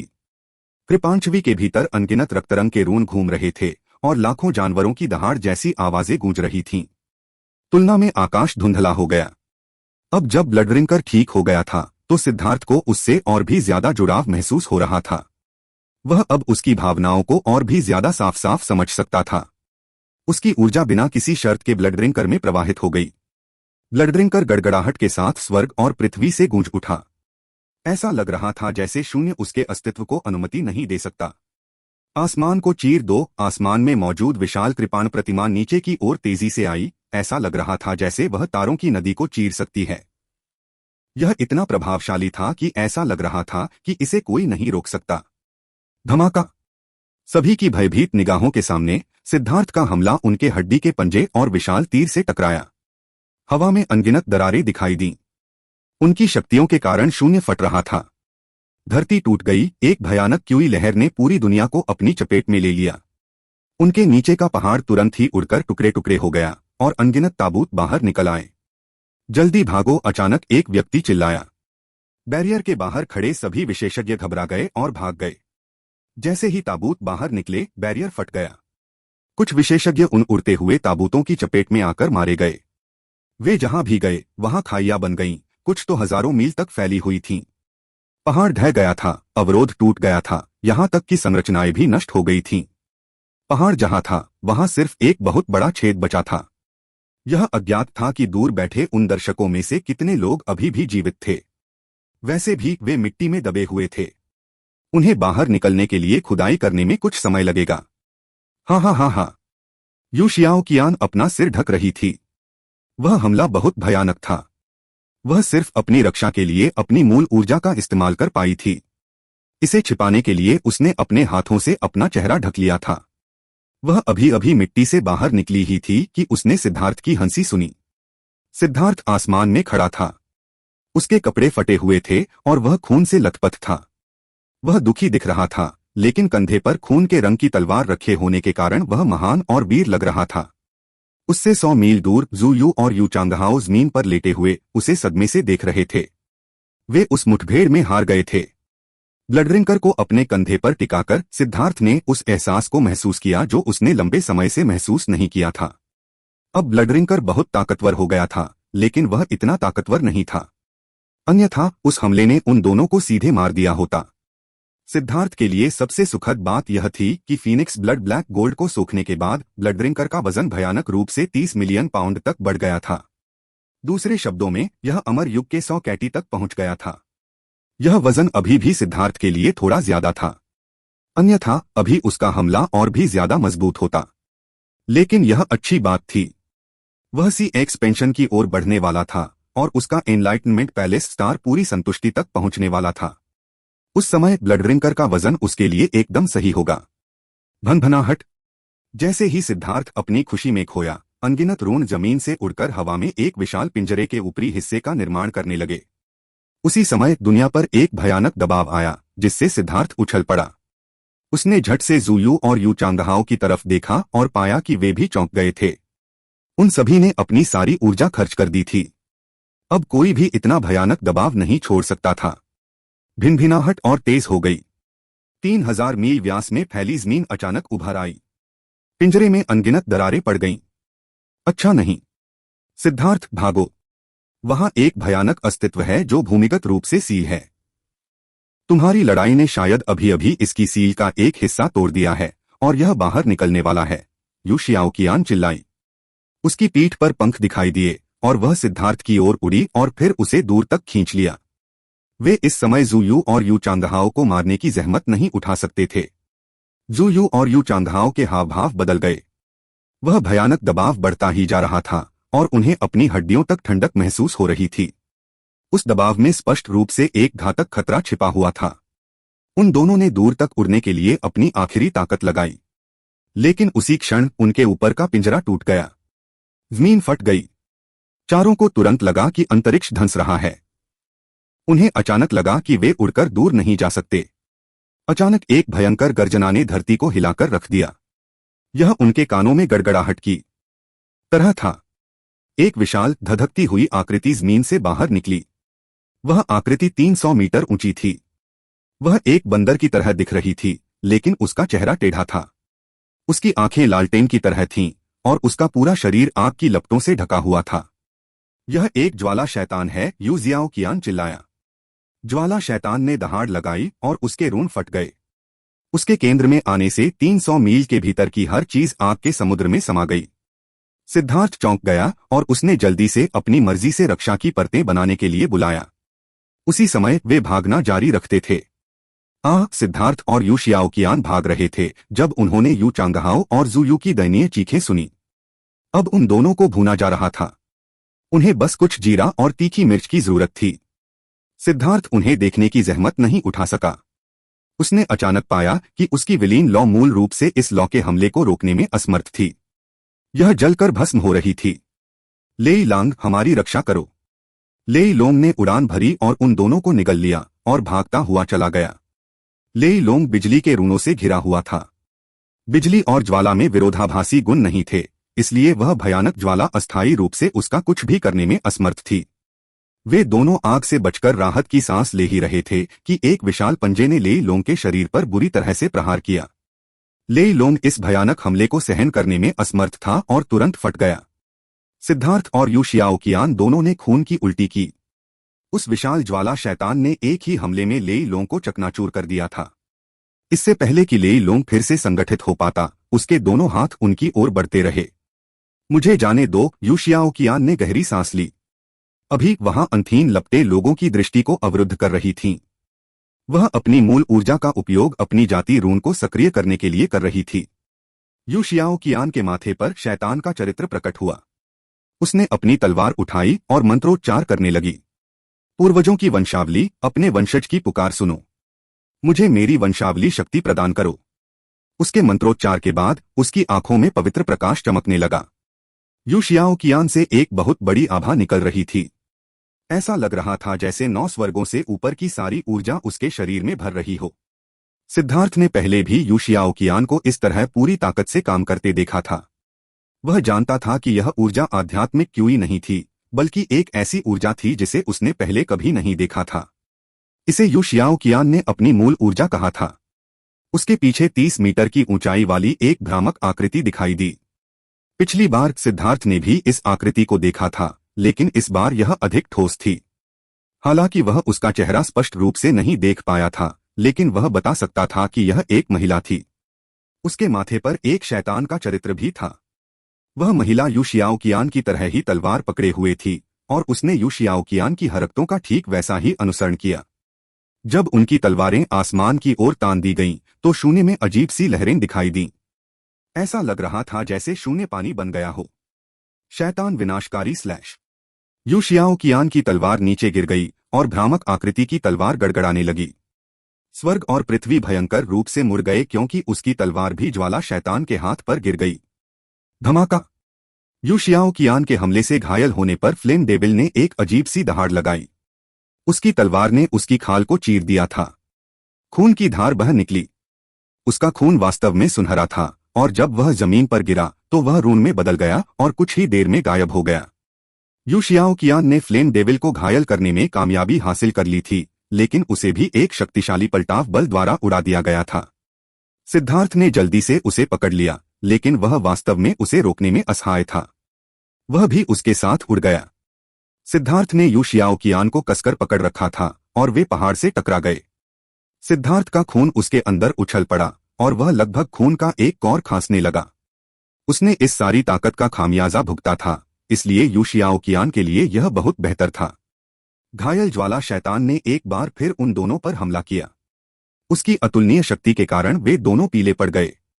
लेकिन सिद्धार्थ को यह देखकर आश्चर्य हुआ कि उसकी मुट्ठी अचानक हवा में रुक गई। वह रुक गई मानो उन्हें छोड़ रही हो।